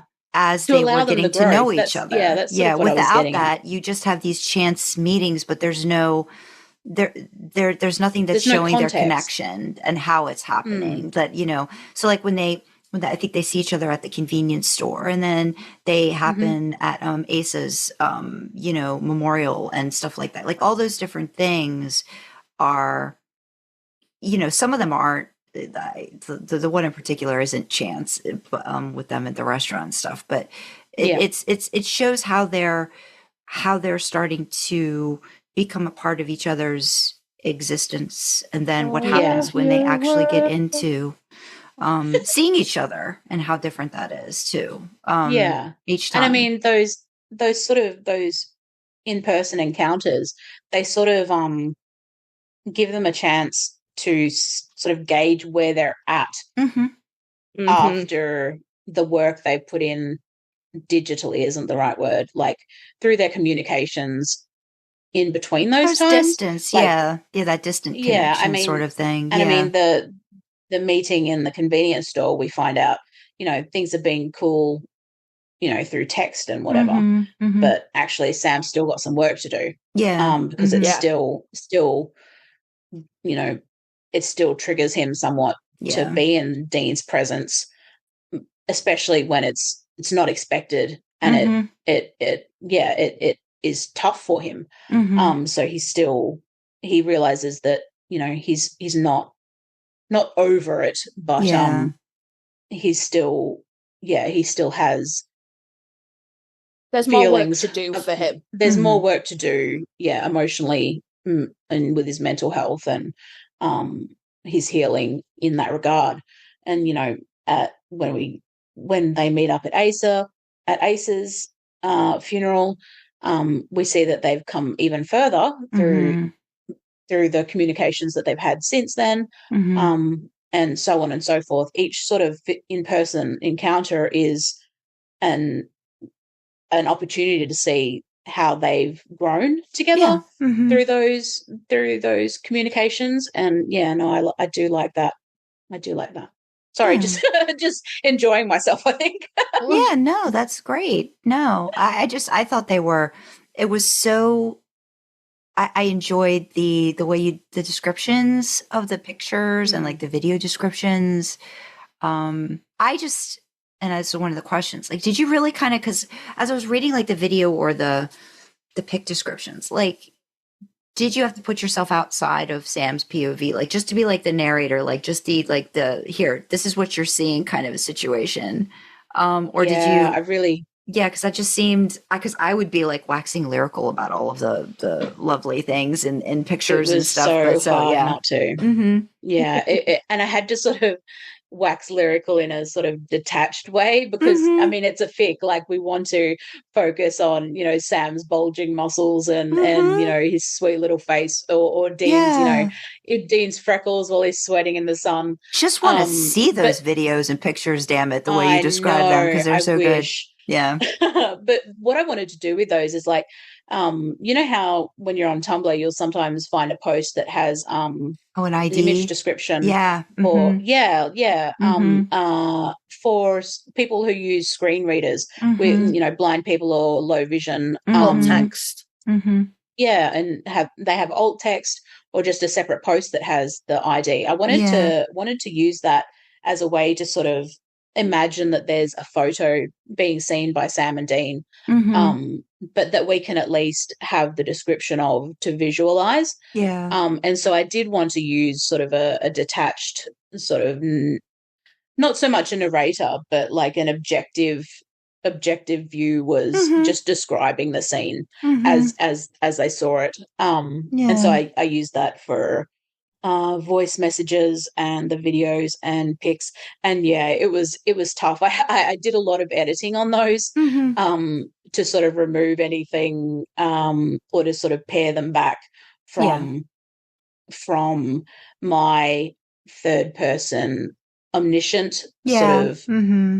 descriptors. And so that was tricky, but I'm glad that you liked them. Yeah, no, I did very much so. That's And I good to like hear. too that you give yourself the opportunity to, like, you know, talk about Dean in lovely ways through Sam's POV outside of that. So Yes. I like that you gave yourself the opportunity to do that in other areas as well. So that was good. You made up for it. Good. Did the formatting of the text drive you batshit crazy? No, I'm answering this one. Oh my gosh. I'm answering this one. It drove me fucking mental. It drove me mental. What did I write down? It drove Kasey mental. Crazy. So much It drove Kasey faffing. crazy. So much faffing. Right down to the wire. We were like days away from her posting date and the fic wasn't fucking finished. And I was like, you got to finish the fic. And she's like, no, I need to go and add timestamps to the text message. And I was like, baby, finish the fucking stuff. Oh gosh, so much yelling that yelled Kasey so loudly that your mic went out. Kasey went out. Yeah, pick the mic. Honestly, I was like, please finish the story. And she's like, no, my texts. But the thing is, all of that stuff had to be done. I was like, what the fuck am I meant to focus on? Like, I only, to be like, in fairness, I only like let myself get distracted by the formatting and getting the fucking timestamps in. It's like, I just want to say, it's really like a pain in the ass coming up with a whole bunch of quote unquote random times and dates, like just for dates and times. Like, I literally have in my notes doc. Yeah, your brain has favorite numbers. Okay, your brain has favorite single digit numbers, double digit numbers, favorite dates, days in a month and dates in a month, and it has favorite months in a year. So and did you do don't like realize a random? this until you're trying. Did you use like a random generator or something like No, that? she did it herself. Didn't. Okay, I did it myself in a doc, and I kept track of every like. I kept track of how many times I used particular minutes in an hour and hours in an hour, like in a day, AM and PM, and I kept track of how many times I used the same date in a month. That's healthy. I am so fucking neurotic, apparently. But I didn't want to. And I get it because I was like, what if I'm using too many odd numbers, or what if I'm using too many even numbers, and someone noticed it? Oh, I'm so tragic. Oh, geez. But yeah, no. So I only started, faffing with that stuff towards the end when I felt like I was going to be able to finish the writing in time. Yeah, so you said with Kasey the did not feel timeline, like that. the timeline and stuff with Kasey. So I mean, about a few months in, you started to realize about like how important it was going to be like to date and timestamp things. Well, actually, no. That the I didn't realize. Well, I had a couple of times during the writing early stages. I was like, should I put dates and stuff on this? Because I obviously had the times. Because we needed to know if it was like 3 a.m. or 10 a.m. or something. When they were texting, because just context. It's like 3 a.m. you up. Someone's like, is that a booty call, or is that I'm in the hospital because a fucking ghoul ate my arm. It could be anything when you're a hunter. Yeah, exactly. So I knew that obviously everything needed timestamps, but I was hesitant to put date stamps on things, and especially year stamps. No, I had timestamps and date stamps, but it was the year stamps I wasn't sure about, because I didn't want to lock people's readers' minds into a certain time period. Especially when it was set in sort of season 10, when with the Night of Hell arc, but also it was a bit sort of wishy-washy, maybe, like maybe it wasn't totally set in that time, and it especially, like, Sam and Dean in this fic are maybe a little more modern, progressive, like, Mhm. especially language-wise, maybe, and like Can you talk about that more? Because technology-wise. when you said language wise, I didn't really get, because you'd mentioned that before, I think, in your like notes. Well, I think Dean and Sam, they're slightly older fashioned, maybe in Would you say Gen the X show. for Dean? Would you kind of consider him like that kind of thing, like language wise? Okay, Yeah. gotcha. I think so, yeah. Mhm. And so just like they're far, Sam especially is far more hip to sort of digital stuff, and he's definitely been on Grindr more than a few times. And Dean, he texts like fairly I love, naturally. I love that he does a lot of misspellings and Can stuff I- like that and can tries I to pull fix the- it. Pull the veil back on that there were conversations about that. Not only were there sure. conversations about that, there was a Tumblr poll at one point about how There do are- you write. If you are writing text to that extreme, like this fic is, which is easier on the reader's eyes? Is it easier if you write it sort of stylized, how like someone like Dean would text? Like, again, I would like to know what he does with all the time he saves by not putting YO in the word you and just writing the letter U. Like, what does he do with all that time? He must save. Absolutely. Yeah. The thing Is it easier on your reader's eyes to do that? Or is that going to is the kind of mental distract task people, of, like, yeah, some people or are, like, even really anal translating about that. it. Yeah, Some and people even are really anal about it, and they only want to see perfect, spag, even in text stuff. And so, when you say like, I some did people, do you ask. mean you? No, I'm not no, because I actually like the stylized stuff. Okay. Obviously, it's got to be actually legible. Like, I've got to be able to actually read it. But I love, like, I would have Semantics. personally, I would have really liked to go even further with Dean's stylized texting. I would have loved to have him in all lowercase and using, you instead of YOU. In the show, we do have some shots of them texting. It's too and perfect. Dean, it's yeah, but also the thing is, phones these days, they can be really good with autocorrect. Yeah, but back Like, then if I you don't just- think if you so when just they were doing type- it. Yeah. Well, that's the thing, right? Mhm. That's what I mean by slightly modernized Yeah. in the time period. Because this is the fic. Oh, the so fic you say Dean was years. making a conscious effort when YOU came up. Well, he put you, and YOU came up was as a No, as a suggestion. no, He no. said no, you damn it, just the letter U. No. Because I do No, that no, sometimes. I'm like, was no, just- I want to use that. You can't tell me to use that. Well, the Tumblr poll did come out that people like some stylizing. They don't want it to be too extreme, Right. like to the point that it's illegible. A lot of people agreed with me that Dean would write a whole bunch of texts one after the other. So that's what we get in the fic. If you thought the Tumblr poll was too far, Dreamer then agonized about how to put deliberate mistakes in this. Oh my because gosh. sometimes the autocorrect goes, I don't know what you fucking make. It Yeah. happens to me a lot. I just go, Well, that, yeah. figure it out. And So I she took was like, Casey's advice. I'm gonna have I to took go Casey's back advice and on this one. put mistakes in, and I was like, just when your autocorrect fucks up, leave it. It's not that. It's Well, not the that thing deep. is though, I'm pretty good at texting, and I wrote this, like, if anyone's listened to any shit I've babbled about on these interviews before, I You don't write on my babble. phone. So I wrote I fucking do. I wrote this 90k fic on my phone. I'm pretty good at texting, so I don't make like a huge amount of mistakes that my autocorrect doesn't pick up on. But my worst mistakes are friggin' putting a full stop, a period in between words instead of a space, because I don't reach over far enough for the space. So there are a few of those in the fic. But yeah, no. So I relied on natural typos and errors mostly. But I did go back and add some in because there just weren't enough.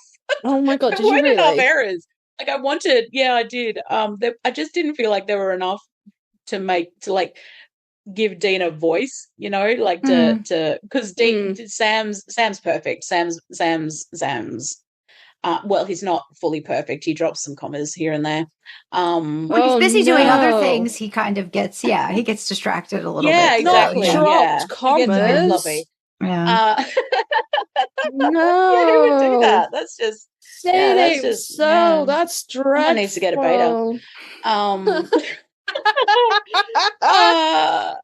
But yeah, so yeah, I did. Oh my gosh, I did really mine. I did mine more than a few sources for, like, I posted Tumblr polls. I posted in the idling server, Discord server. I posted in. I definitely utilized the Wincest Big Bang Discord server, and definitely the Wincest Book Club server. I didn't want to overwhelm anyone. Any one server. No, but it was great though. I remember you asking, especially like when you're talking about the time and the dates, like you were asking about like seasons and different things like that, and like holidays and different things that might occur. Well, especially not being an American, there were things like word choices and seasons and things like that that just don't come naturally to me the way they would to an American, obviously. And so it was incredibly helpful to not to have. I call them in the idling server the American ambassadors that I have on call to field these dilemmas I have, or just these gaps in knowledge, and it's just so helpful. Like everyone really, really just sort of put their arms around me for this whole experience, and it was just I can't thank everyone enough. All three of those servers, just like huge shout outs, because just the support, the encouragement, and just the fielding of my ridiculous questions. Was just endless. I don't think they are ridiculous, because I just mean me like asking a question like about this friggin' formatting of text and then being like, oh, but that doesn't feel right, and well, you're getting opinions to make your own decision at the end. There's nothing wrong with that. You're getting different. But everyone thoughts. was so kind. Yeah. On all of them, even the ones that weren't dedicated to faffing about with the Big Bang. Just there are so many amazing authors and readers who are just ready to share their knowledge or their opinions, and all beautiful people. So big kisses and hugs, and many thanks to all of you. Oh, I wanted to especially to say that, make sure I got that out there. I so underestimated how, like, I always planned. I always do my own formatting, right? I don't use the rich text format on the AO3 drafts, because it like when you switch between HTML and rich text, and it sometimes it just squishes everything into a single paragraph and like ruins everything. So I always do my own formatting, also because I'm anal, in HTML. Okay. And I was so unprepared for how much formatting I was. How are you doing HTML on your phone? I'm just cringing. I mean, do you do that on a computer? Oh my God, it makes me hurt. She doesn't do it on a computer. Don't be ridiculous. I did some of it on the computer. Oh, did you? Oh, nice. I mean, just hearing you type that you do your stories on a phone. It just, my brain just literally just like blue screens at that. I mean, it's amazing that you're able to do that, because I don't know how I could, because even HTML to me on a computer is a pain in the ass, like figuring out all of the codes and everything. I use the rich text editor, and I just go in and remove the punctuation spaces. I don't have time for that. No, look, I'm familiar with HTML. It's not that it's confusing. It's just a pain in the ass to copy and paste so many. Well, if only there were a system that meant you didn't have to do that. If only it worked with me. If only it worked for me, hey? So annoying. Well, kind of seems like your like the amount of like texts and stuff that I had to, I was so not prepared. And like if you followed, like probably if you were part of the Big Bang, you know that we all had our own posting dates. Mine and my artist date was the 31st of October, Halloween, woo, boo. But unfortunately my artist got really sick on the 30th, depending on the time zone. I think it was actually the 31st for me. And so we were given a few extra days to post. And I don't know how I would have managed, to be honest. Like, I'm not grateful that my artist got sick, but I don't know how I would have managed posting if I didn't have those extra few days. Like, I was not prepared. Like, I would have been posting, like, the fic was finished. I finished that fic 6 a.m. on October 31st. Like, it was finished, but it was not ready. Like, I hadn't written up my author's notes. I hadn't finished all of the formatting. I hadn't, oh my gosh, like, I was still putting in the HTML for the artwork. Oh, it was just like, I was a wreck. At that point, I was a freaking wreck. And like, so I was hugely unprepared. I don't know how it all got away from me so badly. But the formatting in a 90K fic that is half epistolary in the form of like text and stuff, where you want to put in like bold and italics and underlines and all kinds of stuff like that. It's a lot of work.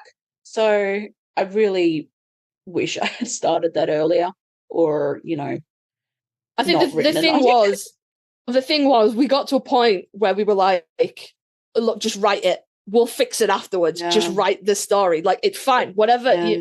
We'll edit it afterwards. I just hated that idea. Like, I hate putting things out unfinished. And that was like anxiety max level. I was just freaking out. And like, I was spending, like, my sleeping pattern is shit on a good day, but I was spending, you know, my sleeping pattern turned into, you know, awake for 24 hours, sleep for some days it was, you know, sleep for 16 hours, awake for, you know, 28 hours, sleep for 8 hours, get up again because I've, you know, got so much to do, another 24 hours awake. Like, because I was just not stopping. Like, I was on my laptop formatting and writing and all kind, like, I was working. I don't know if I was working efficiently because I've never like done this before on, you know, with something with a timeline, but I was working my ass off. But if I hadn't had those extra days, like, thank goodness for Bluefire, the mod of the Wincest Big Bang, being lenient on, because I know some events and challenges just will have no wiggle room for your deadline, because and I can somewhat understand it, because, you know, a lot of the time there are people who will really push that boundary and sort of throw the whole schedule out. But no, thankfully, not only for my lack of preparedness, but for my artist who got that extra time to feel better and be able to wrap up their part of our collaboration and get everything done. So yeah, thank goodness. But it was that last week and those last few days were just, oh my gosh. Yeah. I was looking, because I read your story on my Kindle. And then I went back, I think like a week or so after, and I like put comments into AO3. So the Kindle, unfortunately, doesn't, it does the pictures and everything, but it doesn't like all the little emojis and stuff. Like I didn't see until I like kind of like scrolled through the AO3 posting. That's so sad. but I knew there was something there because you see like a little box, or like that says, something's supposed to be there. So to go back and see that, by any chance, were you more like Sam would be using emojis more than Dean would, or Dean would maybe just use like them like more of like a just here and there situation? Or did you have any thoughts on that? Because I feel like maybe Sam used them more, but then Dean started to okay. He did, yeah. Sam, like I was saying, and Sam's younger, he would have started on internet stuff younger than Dean. Yeah. And been on it more frequently. At least, this is all headcanon, of course, but also, just an age thing, a generational thing. And of course they're the same generation, but it's, just an age gap. Yeah, age gap. Yeah, just a time thing, time period thing. But yeah, no, he definitely does because he's more familiar with it. And I think most people who are comfortable communicating online tend to use those abbreviations and shorthand communication methods, of which emojis are one. And so, yeah, he does use more emojis than Dean, and Dean comes to use more of them. I suspect Dean doesn't or didn't do a whole lot of communicating, but not none. I'm sure he has done his share of texting chicks and bit of sexting in his time, and all of that stuff. So yeah, he's not unfamiliar with it. Like I was saying, he's quite comfortable texting and calling and all of that stuff.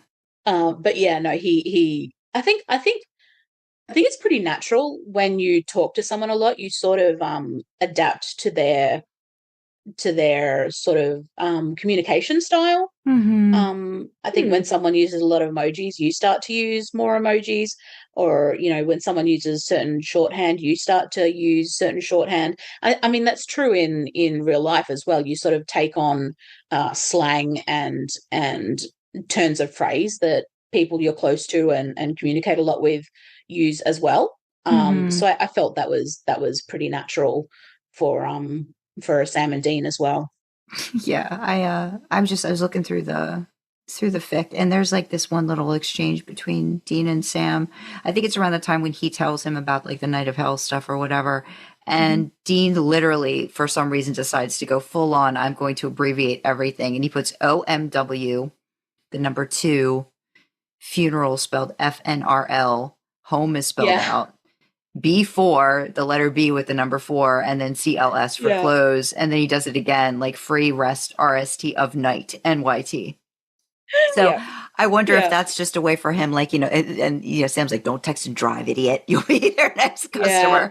So it's just funny to see that and how that kind of like works. That was just, he had to that was so cute. Get that out it was so cute. So cute. It was just too cute. Yeah, I think the next question I had was chapter 4, which starts off with Sam's dream.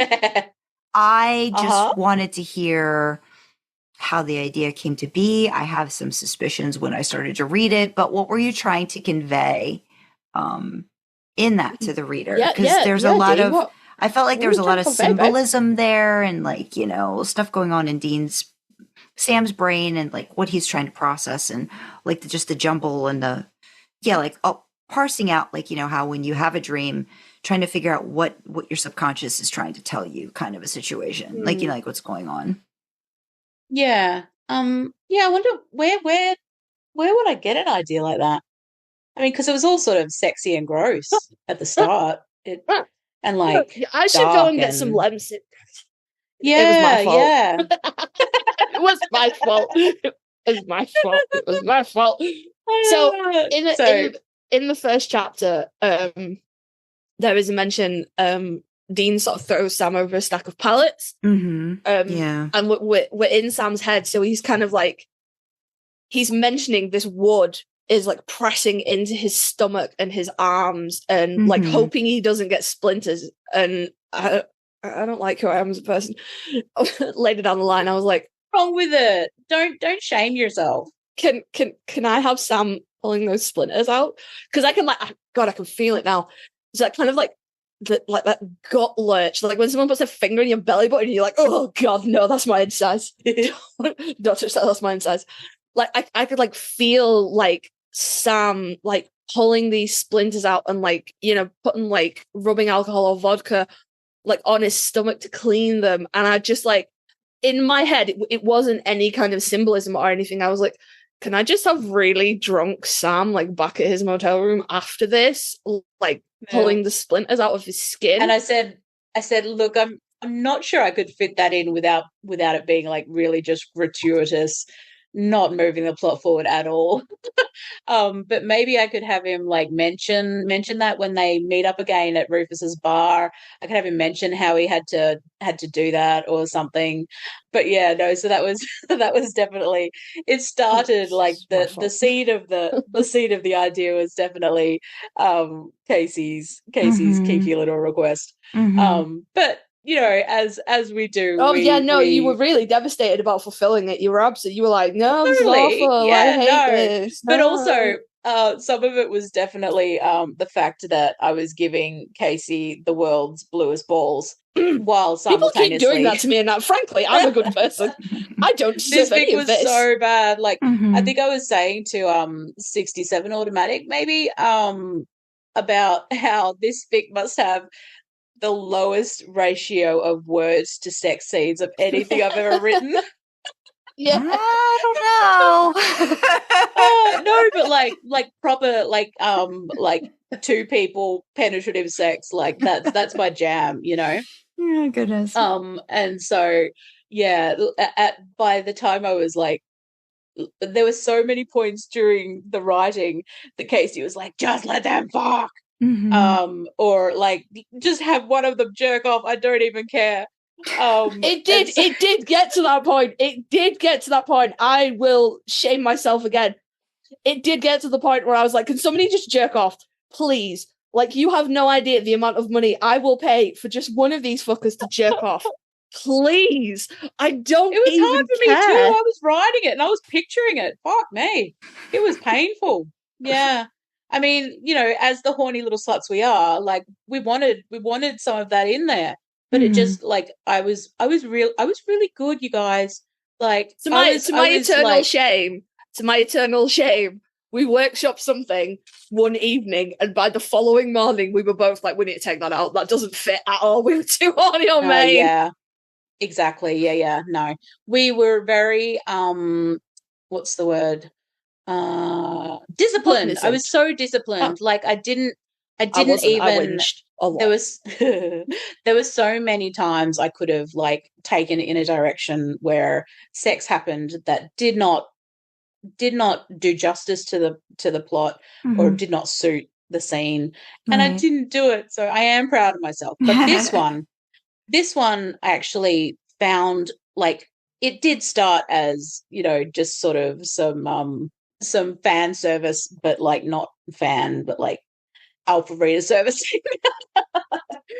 Yeah. But really quickly I realized how it would become a storytelling device for more of Sam's sort of realization and healing, just in that really sort of visceral, cerebral, subconscious weirdness that can happen in a dream. Yeah. So this scene's it's a dream, and it takes him back to right after what happens in the alleyway when he gets back to his motel room. And he's, you know, freaking out because, you know, Dean has just fucked him without a condom, and he's like, what the fuck? But he's focusing first on the fact, you know, he wants to get clean, so he's going to have a shower, but he takes off his clothes and he, you know, his shirt is stuck to his stomach where all of these splinters have made him bleed, and it's dried against his stomach. And so he has to get the splinters out. But of course, in the way that dreams are, things aren't happening exactly as they did at the time. And so he finds himself, in that situation, and he's like removing those splinters, and there's just too much blood, and these splinters, they're not coming out. And it's like, it's sort of like, it? Can you feel that? My insides? Yeah, in your they're like, stomach? they're too deep, and, you know, he's like digging at them, and they just, Well, when I was reading it, I was immediately thinking, because you make a point of like him saying it's inside me. And so I was like, having it go in between, like, what is he worried about that's inside of him? And doesn't he even, like, in the dream, it's like a salt circle. He gets himself in the middle of it. And it's like, is he trying to keep something in him from getting out? Or is he trying to have something from outside getting in? Like, what is he trying to protect? Is he trying to protect himself or protect others from him? It's very much an allegory, that kind of, it's inside me, like, you know, what had happened, and that you can't sort of, you know, ejaculate being ejaculated. Well, yeah, that's what I mean too. Like that is inside you know, me. Yeah, but then also, like, I was getting a very, like, about the blood and the tainting. I was getting a very much like, what is he worried about that's just inherently inside of him too, outside of that situation? Like, I just felt like there was a lot being, like, put in there, you know, like, situation wise, like, for him to try to piece together. That was absolutely the purpose of the repeated, it's inside me. It's not one particular thing. It's, you know, there's, like, at face value, you've got the splinters, you've got Dean's cum, you've got, but, you know, then you think a little deeper, and it's, you know, the possibility that Dean's, you know, infected him with something, and you've got, but also, you know, because this dream happens after an encounter with, you know, cured Dean, and it's sort of brought up a whole lot of feelings, and so it's rattled Sam, and so it's got him thinking of all of the, you know, the self-hatred and the fear and the shame that he feels in the wake of what happened in the alleyway, and the self-blame. It's worth pointing out as well that the demon actually does say that to Sam. There's something bad inside you. Yeah, for sure. And so it's you know, it's like there's that inside him, and also, you know, we find out later in the fic that something that from canon that is also has also happened to Sam in this fic, some of the yellow-eyed demon arc. So, and Demon Dean at the start of this fic makes a really sort of vague reference that, of course, Sam will somewhat pick up on because it's happened to him, is that there's some, he implies that there's something already in Sam's blood that is bad. And so Sam, you know, makes the connection that it's whatever is related to the yellow-eyed demon. He doesn't, because he's not been with Sam and John in this, Dean and John in this fic, he doesn't know about the yellow-eyed demon specifically. But if you read the fic, you'll get the details of that. But again, that's another thing that's inside him that he wants out, even though he's not, you know, conscious of it. Its specifics. But yeah, so there's some real literal things and metaphorical things that are implied in all of that, and the splinters are just sort of a mechanism for taking them out or having them removed, sort of removing, you know, you can't heal a wound if it's still being held open by something, and like all of these things in the dream specifically, but also some of it still in his waking life are still sort of holding a wound open. And so the removal of them, he's finding, you know, I can't get them out by myself. Like I'm trying. I've been trying this whole time, and the wound is still open. And, you know, in the dream, he's trying as hard as he can, and he's just making himself bleed more. The splinters are going deeper, and it's like, it's painful. And then in the dream, Dean arrives, and Dean starts taking he you know, pushes Sam's hands away and like sort of let me deal with this, and Dean starts taking out the splinters, and it's painful as shit. Like it's even worse. It's, you know, there's blood everywhere. Dean's like digging into his abdomen for even bigger splinters than before, and like getting his fingers right into his belly, basically, which is where the wound fucking tag comes from. I figure I did ask about this in the Discord as well. Like, does it count as wound fucking if there's no dick in a hole? And we sort of agreed that yeah, it still counts. Yeah, but yeah, and so it's the implication being that Dean's presence in his life now is a way to to have someone else help him find a way to heal the last of this injury, to remove, like, even just to clarify the last of what is hurting him, and to remove it and let it heal, or to heal it together. Because, healing can be fucking painful. That's the thing about healing. It's helpful. I mean, it's vital, but it can be really painful. And I mean, that's true physically and mentally, emotionally. That's just the truth of it. But it's got to be done. And it's for Sam, it's got to be done. And for him and Dean to move forward in any kind of relationship, whether that's a real, true friendship, or particularly an intimate romantic relationship, it has to be done. And so the dream is sort of a mechanism for realizing that Sam is sort of healing, and his growing relationship with Dean is progress, and he is making progress, even if he's being rattled still by some encounters, and he's not all the way there yet. He can get there, and he's just got to let himself be open to that. And then afterwards he jerks off. So everyone's happy. I kind of saw it as sharing the responsibility of the wound too. Yeah. Like that was, yeah, of course. because I think a lot of it too, Sam, I'm sure, as a lot of people who are assaulted, a lot of it's like, well, if I hadn't done this, if I hadn't done that. And I think it's just like, but there's another person involved in that, wasn't there for your 6 months after, and is now part of your life again. And he seems like he's willing to want to make the effort, but like how deep will he go to help you heal? Kind of a thing is what I got out of it too. No, it was very, it just, that's one of those parts of stories that just kind of make you just sit and think, how much is in there, how much is being conveyed, or it's just like, again, just like what's going on in his brain situation. I mean, I think it worked out. I think it worked out really well. Like, I didn't intend for it at the start, but as I was writing it, I was like, it was one of those scenes where it's like, I can't write this without addressing this, because it's going to do a disservice to what Sam's going through.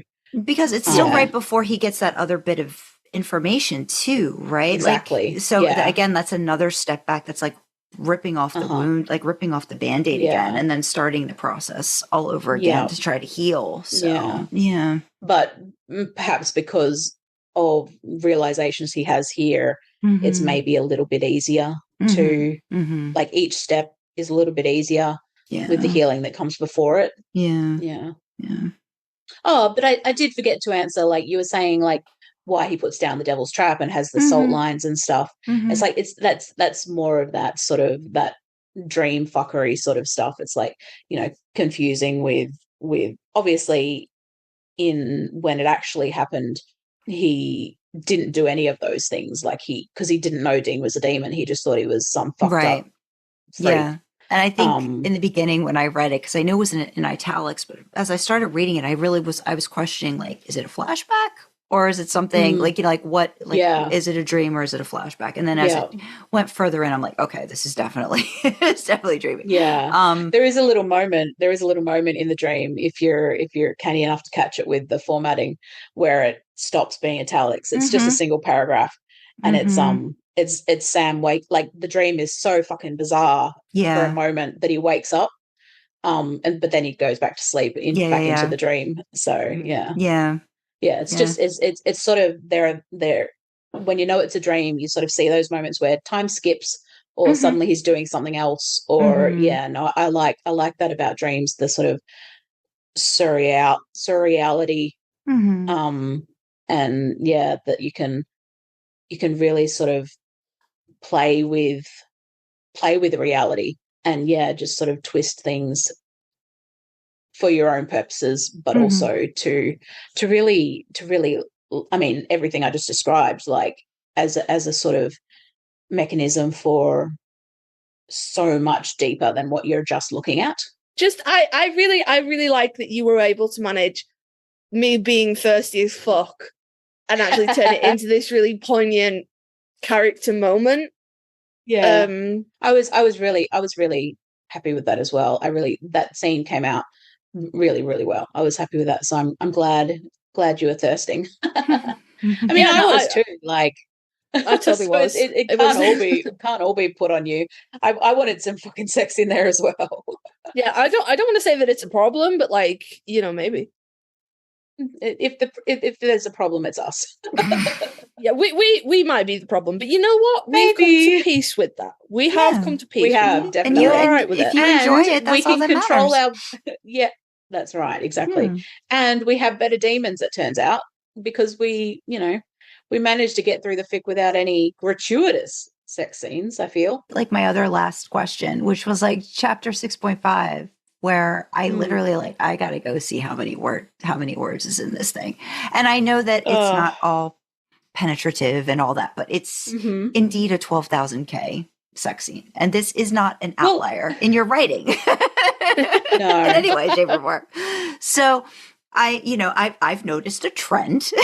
And I just wanted to ask because I've noticed this is a problem of yours. No, not a problem. I just not a problem. I've noticed this is something that I know you love and enjoy writing, and it's a very I call it like microscopic, like frame by frame. Like it's just like you're taking every moment of a very intimate scene and you're just like laser focusing on it. And I just was like, what draws you to that? What besides the horny on main that you guys always like to say, like what draws you to write those scenes that way? She's very defensive about her method of writing scenes like that as well. Because I mentioned hand waving something and she was like, no.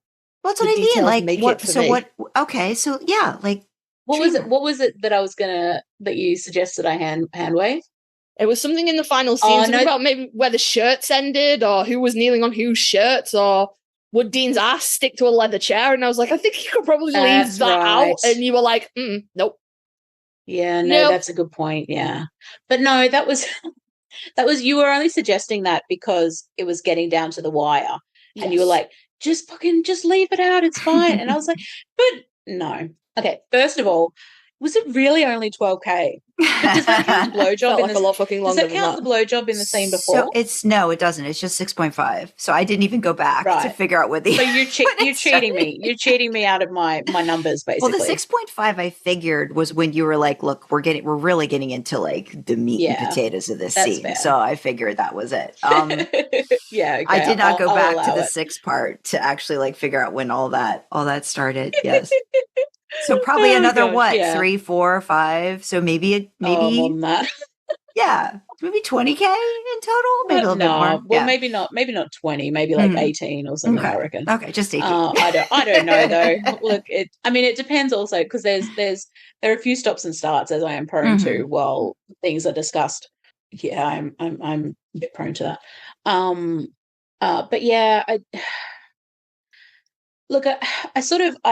my inclination is to talk down about myself when it comes to this. And no, don't. I don't know how to not like I'm not good at succinctness, No, I don't think that's not it though. That's not. Yeah. So it's just no. That's not it. I don't know. You don't have to be good at succinctness. Look, to be fair, I love the detail because that's what I want to read. Like I want to read every nasty, hot, sexy little detail. Right. So that's, I guess, what I want to write. But also, yeah, like I don't know. I don't know. Yeah, my inclination is to say I don't know how to like condense it without. I mean, it's beautiful and it's vivid and it's all those wonderful things. I'm glad. That's what I want it to be. I'm always interested by how people write, differently. And, I mean, that's just a big standout of your writing is the detail, and the richness of it. And like, I don't know, as my brain, like, I don't think I could, get that, detailed, into like, even just, like just sometimes in general, like, like just in writing, like there's moments, that I think, but you have like, even again, like even with like the dream, like there, that could have like been condensed, but you took your time in all of the moments, the painful moments, all of it. And then, the after moment, Sam, masturbating and doing all of those things, as he's still thinking about Dean and all of that stuff, like the very, just the detail of it is just what I'm amazed by. So, I mean, are you literally like plotting it out? Like, or is it in your head? Are you seeing it unfold? And then you're trying to pick out the little details that you really want to talk about? I mean, I am lucky enough that I do have a visual brain. So yeah, I'm seeing it. But for those scenes, I usually have, I mean, this fic is an outlier for me. I have never plotted, and like I've never written a time, like I was saying before, the timeline that Kasey helped me write. I've never done that for a fic before. I've never plotted on this level before, but usually I would have, for a particular scene, even if it's just, I'm coming up to writing a scene, I will have had, sparks of inspiration or ideas that I want to hit on for the sex. Like I might already know, the position they're going to be in. If there's a particular detail that's, tickled my brain. And so I'll have all of these different ideas. But yeah, mostly when I'm writing, it's just whatever happens. It's and that, that can contribute to getting much longer than ever expected. Well, I suspect more disciplined writers, they keep things more succinct by fully plotting out what they like, how it's like from the start, what a scene is going to be. But you're also delivering. You're delivering what you've built up to as well, like with this story. So I feel like that it was something that just, like you said, you wouldn't have cheated. I think the readers out of that, too. No. And I think the way this really does remind me in terms of like unresolved sexual tension, it reminds me a lot of Pine Sweat, which I felt like. And having had read it, but then also having narrated it, and then kind of like with your West series too, like if I'm thinking about it now, unless I can't resist part 1 and part 2, there's probably like a good amount of part 2 was just them finally getting together and doing like the build up and then doing it. And like in Pine Sweat, the in the car chapter is really just them finally, getting together, and it's detailed and it's in there and it's intimate and you're in there with everything that's going on with it. So no, I mean, don't ever think that my questioning that is like, oh my God, like, can't you just like, bring it down to 1,000 K? Oh, like, no. That's not what it is. I didn't think that's what you meant at all. I'm just like amazed. I'm like, wow. No, wow. I appreciate that. Like, and like, I don't think what I write is bad. Like, even I'm not self-hating enough to think that what I've written is bad. It's just, it would certainly be easier for me if I could condense that shit. And like, I know, some people aren't going to or don't have the time to read something as long as some of the sex scenes I've written. Like Certain Souls was, 16K or something, and that's pretty much just a sex scene. Like some people don't even have time to read that. Like it's not everyone wants that level of detail. But that's I mean, I guess I don't know. Is it a style? Is it just I can't help myself? Is it? I really don't know. But it is what I like to. Yeah, it's the process. I'm going to be with my process. But it's what I like to read, and I certainly love to read it. I like to read my own stuff because it's what I like to read. Was that And easy? so Was that it's- easier for you out of all of the writing? Like once you got into that part, did you just enjoy? Do you enjoy that It was more?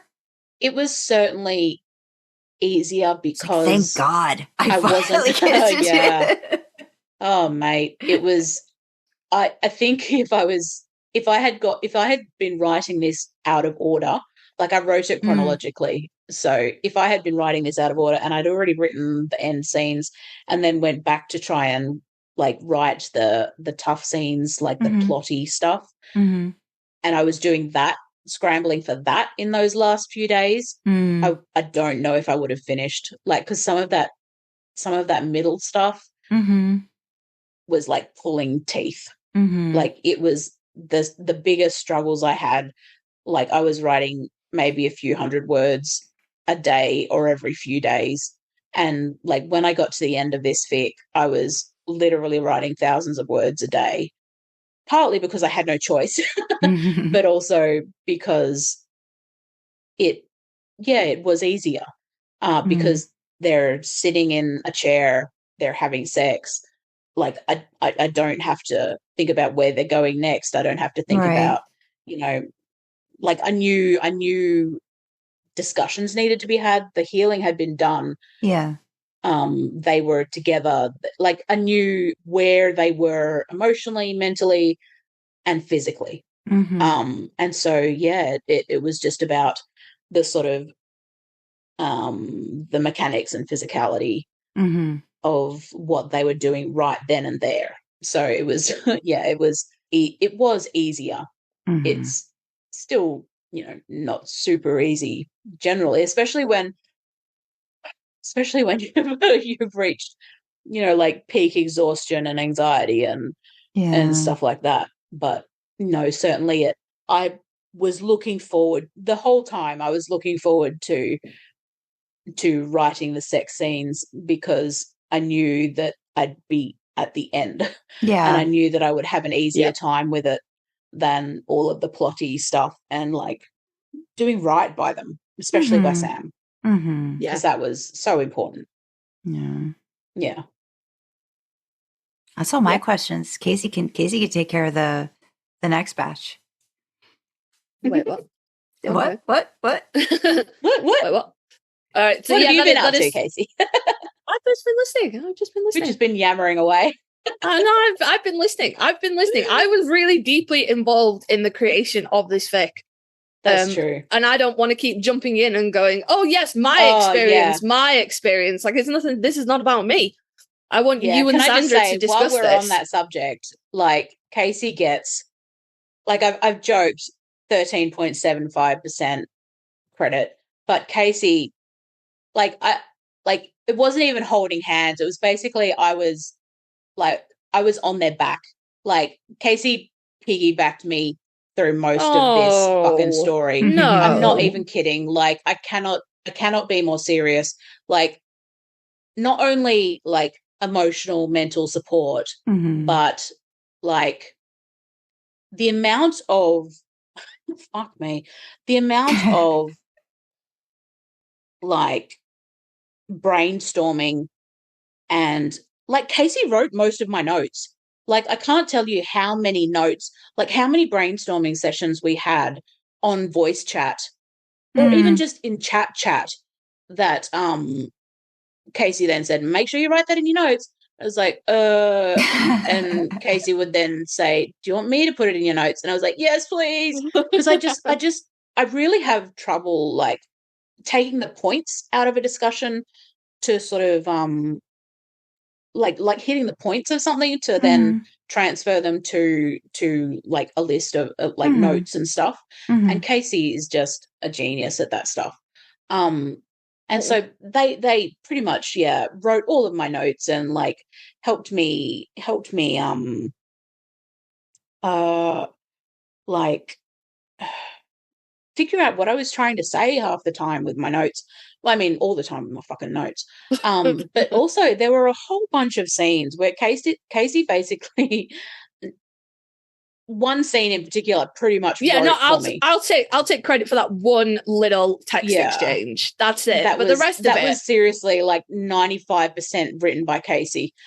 But there was so much throughout the whole fic that like I had an idea and Kasey helped me, if not like literally wrote it out, like because we shared docs and stuff while I was writing, and Kasey would just like I would babble away on voice chat and Kasey would write down like an idea for the actual like text exchange or phone call or scene itself at the bottom of the doc, and then I would sort of like flesh it out.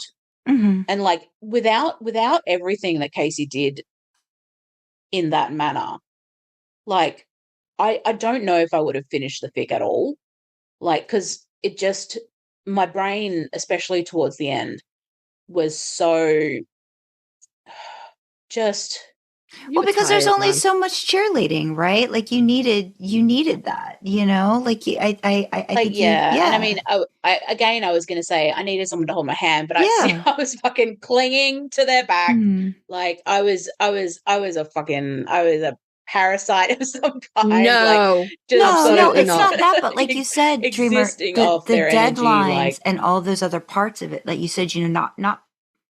You know, like all those things that made you hesitant to do, and then you know you needed somebody there with you for this thing. And I mean, it makes sense that it was me because I hauled us all into this. So yeah, and it would have been really shit of me to be like, "Oh, you're on your own now, lads." No, but this was just Kasey going way above and beyond the Call of Duty as like even as a friend, like.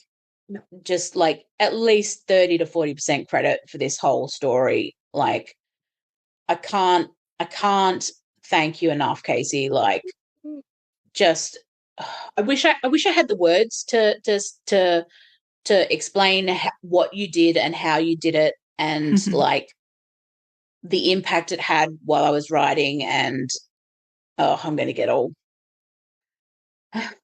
Once you were gone, you were gone, you know?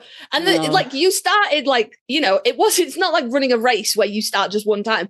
Every next little section, next little chapter, next little whatever was a new start. Like I needed that the entire time, every day. But that's not, you know, that's not like, you know, that's not a problem. And I'm not like, sorry, this is going to be a bit blubbery. I'm not like shitting on myself about it. I'm just like, I'm so grateful that I had that support and that friendship that was already there that enabled us to have that, you know, that I felt like I could come to you and you wanted to do that for me, you know? I did. It was just a joy. Like the sheer amount of energy you expended on me when you were writing your own bang at the same time. Like it was only a few weeks at the end where you weren't doing your own bang. And you know, you always said, no, it's fine. It's like, I'm not having to write it. I'm just helping you get the notes down. I know that it took energy from you because, you know, it all takes energy. Yeah, but and I will be eternally grateful. Like I know it's just a fic, but this was.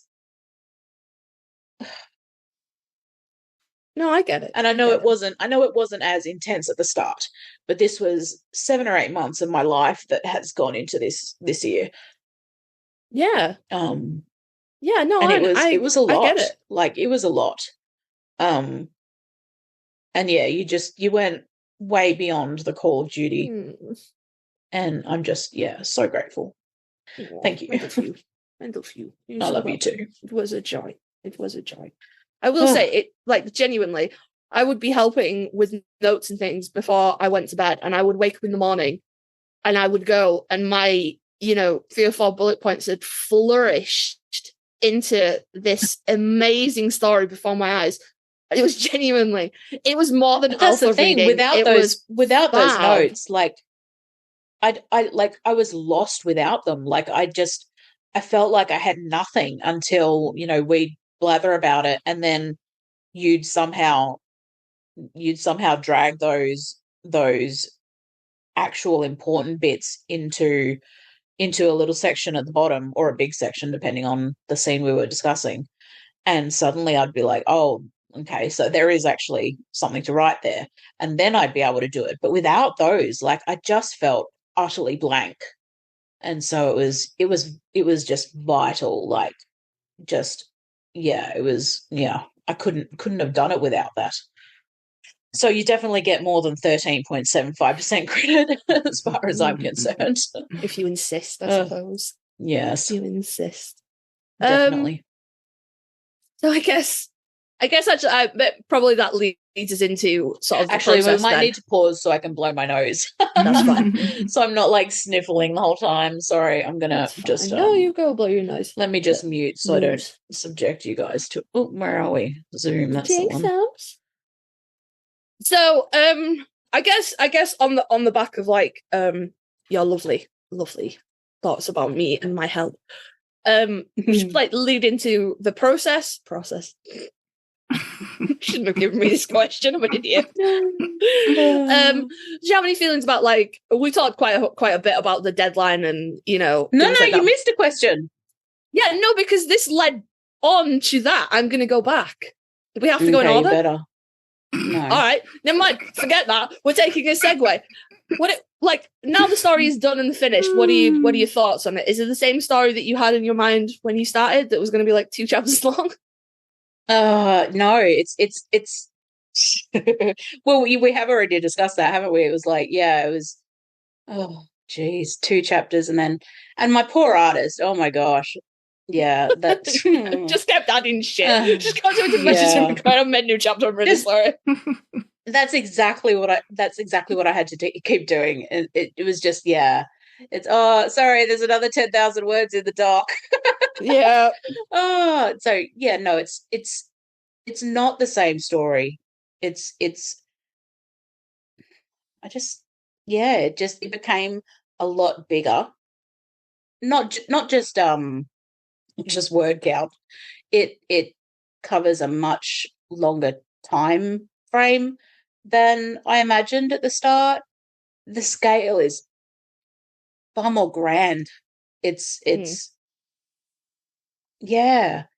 I guess that's the main thing, really. And like, my thoughts generally about the fic took me some time after finishing it. Like, I was so numb after finishing the story. I felt nothing. I felt like my soul had been, like, just poured into this fic, like all of my energy, all of everything. I felt nothing. And I was like, I just nothing. I can't. I wish I could describe the feeling I had once it was like, even before it was done, I was like, I need this to be done. And then afterwards I was like, I have no satisfaction in it being done. I don't even want to post it. And when it was posted, I was like, whatever. I was so unhappy. You were the actual literal embodiment of it's finished when I hate it. The literal embodiment of that. And I have never felt like that ever about a fic, ever in my life. I've never written under pressure like this before. It was intense. It took time before, the day after it was all done, I was already starting to feel a little bit better. So it was a process it was literally a recovery after. It sounds so stupid. It probably sounds really dumb to people who are like, it's just fucking fic, like you've got the rest of your life. But the thing is, I don't have a whole lot of other things going on in my life, so it was really just this fic and the way it consumed me. And also, you put as an author, you put a lot of yourself, your energy, your feeling, you put some soul into a fic, right? And I felt like I had just been drained, like my spirit had been drained. And so it Dragged was out this of your process mouth, of maybe. maybe. It felt, it was really a process of recovery. And I'm still like I said to even to my family and like friends and stuff, I'm gonna need a few weeks. You just need to leave me alone. I need to recover. Like I already have, like I have depression, anxiety, and all kinds of stuff that just I'm basically fishing from a well of zero energy anyway. So when I need to do things, like I need to like work myself up to the energy to do things, and then afterwards I need to recover the energy that I've used on doing it. And so this was just like a regular you had day no of doing spoons something at all. You had none. Oh, mate, she I ran out was- of spoons about 3 weeks before it was finished. yeah. She's borrowed 2 months worth of spoons. Yeah. Oh, mate, it's nothing like that. I'm gonna be repainting spoons the rest of my life. Like if there was a spoon bank, I would be in debt. It took me, like I said to everyone, I'm going to need a few weeks, and I needed those few weeks. Like I full on did. Just the energy I poured into it to get it done was incredible. So I've like at the start I felt nothing, but now like having seen the reception it's got, just like, and any writer who cares about comments and feedback and stuff, like will say that's an amazing part of sharing your work. And like with this, it's just like double amazingness because it was so hard and like it just took so much out of me. And to see people enjoying it, even I was even more worried because of the reception. I was concerned that the unrelated Wincest would garner it, or the lack of reception. But seeing people, be so kind and give such thoughtful feedback, and even, just even give it a go, has just been, it's incredible. So my feelings about the story are just, they've done a full 180. Like I'm getting prouder of it. Like, I'm going to get emotional again. I had zero pride in the story once I was done. Like I was convinced that I'd wasted all of this time writing this story that was just trash, because I knew how much effort I'd put in. I was like, why did I bother? Because it just, I had zero pride in the result. But I mean, that would just be related to the fact that I felt nothing for it at that point. And so now I'm just like, it's still, I think maybe I'm still having some trouble maybe sort of attaching to it, maybe. But every comment I get on it, and every kind thing someone says about it to me, like and most recently 67 Automatic doing that live read, just like it reminds me that I put in a fuckload of effort, and like it was worth it. It was 100%. And like none of the efforts that you guys put into me, and all of the help that I received from various people, and the time that people are spending reading it, none of that has been wasted. And it's a relief to feel something for it, and for those feelings to become more, I don't know what word I'm looking for, but they're kinder. They're far kinder now. And I haven't actually, because I'm one of those people, I think I've said before, that rereads their own fic. I was going to ask you that. No, I have not sat and reread the fic. So I guess at some point I will, and I'll sort of decide then. I mean, I assume that I didn't write a bad fic, because I don't think I'm a bad writer. And like I said, like all of these people that I trust, put this effort in and have told me, it's not a bad fic. And these strangers who owe me nothing have not said it's a bad fic. But yeah, once I get a chance to sit down and read it myself, yeah, it will. God, it sounds like hopefully you're I going to will heal. get that pride back. You're going to heal from the fic too, just like everybody else has been healing. So. Yeah, in the story. So yeah, exactly. It's a team healing, a group healing session. Yeah. But on the subject of things that are different about the story than I first envisioned, there's no daddy kink. That was such a disappointment. It briefly lasted for maybe a few days, and then you cut it out again. It lasted all the way until like the final sort of when I was going through and editing. Is that when it got muted? Yes, sadly, but like it was just one of those things. Like it totally suited the scene, but it never came up again in the fic, and so it was just sort of distracting at that point. But maybe if I ever wrote them again, it would come up again. Like if I ever like did a timestamp or something like that. I'm not sure that I will at this stage, but yeah. So there were little things like that, and there was a bit at in the final sex scene where I was this close to writing Dean spitting in Sam's mouth, and that was like those boys are kinky, let me tell you. Like I didn't get into all of it, but fucking kinky. So yeah, there were some things that just put that on make your the list. final cut. Yeah, put that on your list and outtake. And that, like the funny thing is that's never been a thing for me. But yeah, no, just the way it happened, it was so close to happening. Yeah. Oh dear. I'm pretty sure we have comments in a doc somewhere that's like, do you remember before you had a spit kink? What a nice time that was. And we're both like, it is disgusting in real life. It's fucking gross. Somebody did that to me, I would kick them out of my house. But in fic, you're like, yeah, need that. Yeah, it's a problem. And I just read a fic. What did I read? Oh, I think it was actually something by Ronnie. That has. Was it?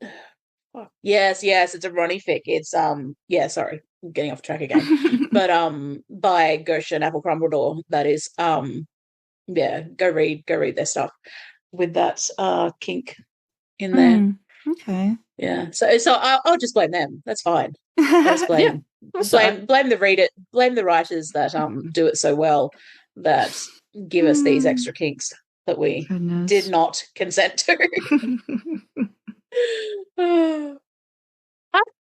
We did though, because the tag was right there and we read it anyway. So well, actually, it wasn't tagged. Yeah, I often find that one's not tagged.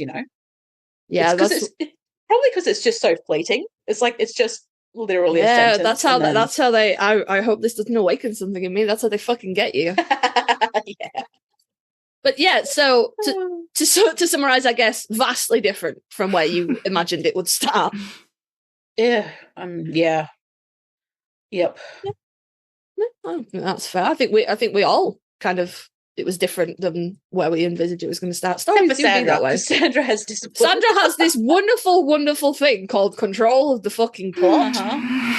Exactly. And I'm hoping that I'm going to learn some things over the next few months, because I would really like that. Yep. Sandra will be a good role model. And maybe then Kasey can teach me. Yeah, I'll pass it down the line. But any kind of like again, we've discussed the deadlines and stuff in extreme detail. But any thoughts about like the process in general? I did like the check-ins. Like I think they're really handy for an event like this, especially one that it was more than half a year. It was from sign-ups in late February to posting starting on October 23rd, I think it was. Yeah, the check-ins are good. Like I think there was anyway, there are a few, but yeah, they keep you.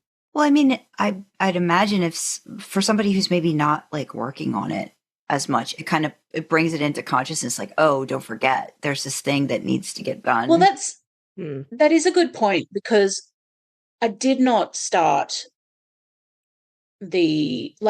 in the early months, I was not I was not as frantic as I should have been if I'd known that this fic was going to blow out the way it did. I mean, I was actually looking at our group chats yesterday, and roughly I wrote about 25K in the first 4 or 5 months.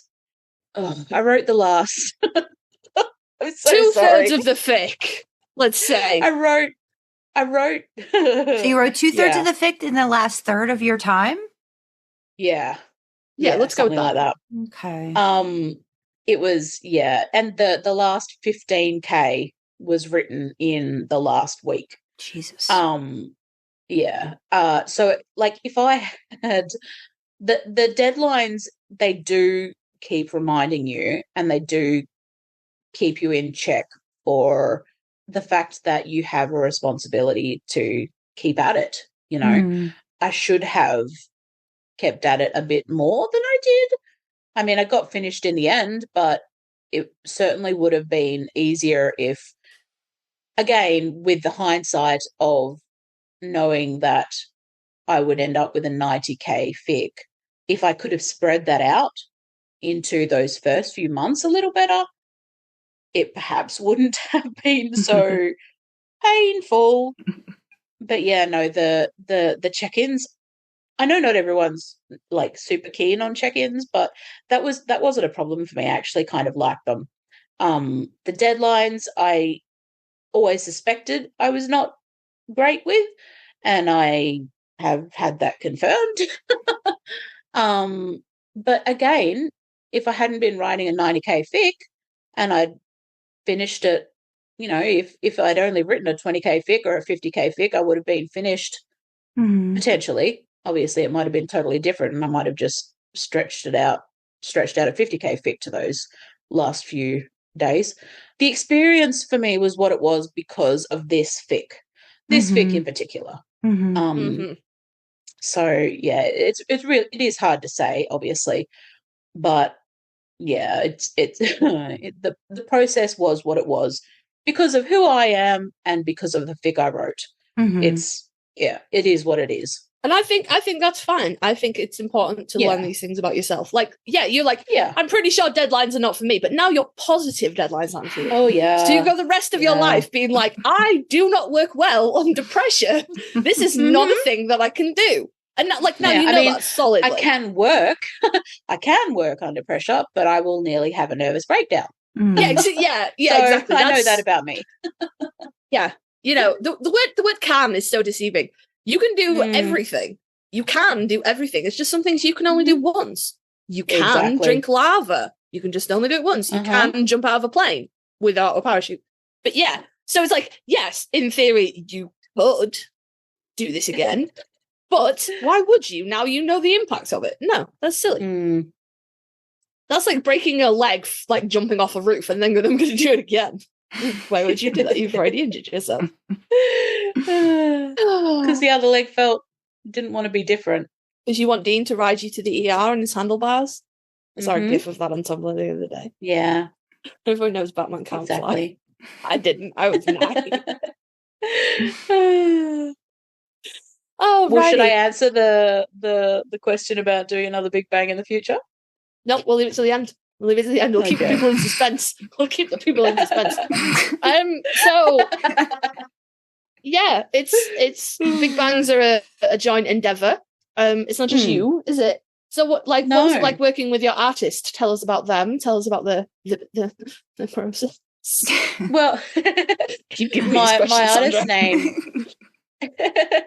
My artist name was I Already Know I'm Going to Hell, and that's on Tumblr. It's all of those words with dashes in between, and the 2 is spelt the number 2, not the word 2. On AO3, it's I Already Know I'm Going to Hell with underscores in between all the words and the word 2 instead of the number 2. Yeah, Tumblr got me like that. It won't let you put underscores in things. That's why my name is with dashes on Tumblr. It's stupid. Give me my underscores, bitches. Don't ban us again. Tumblr, so that was my artist. That's my artist name.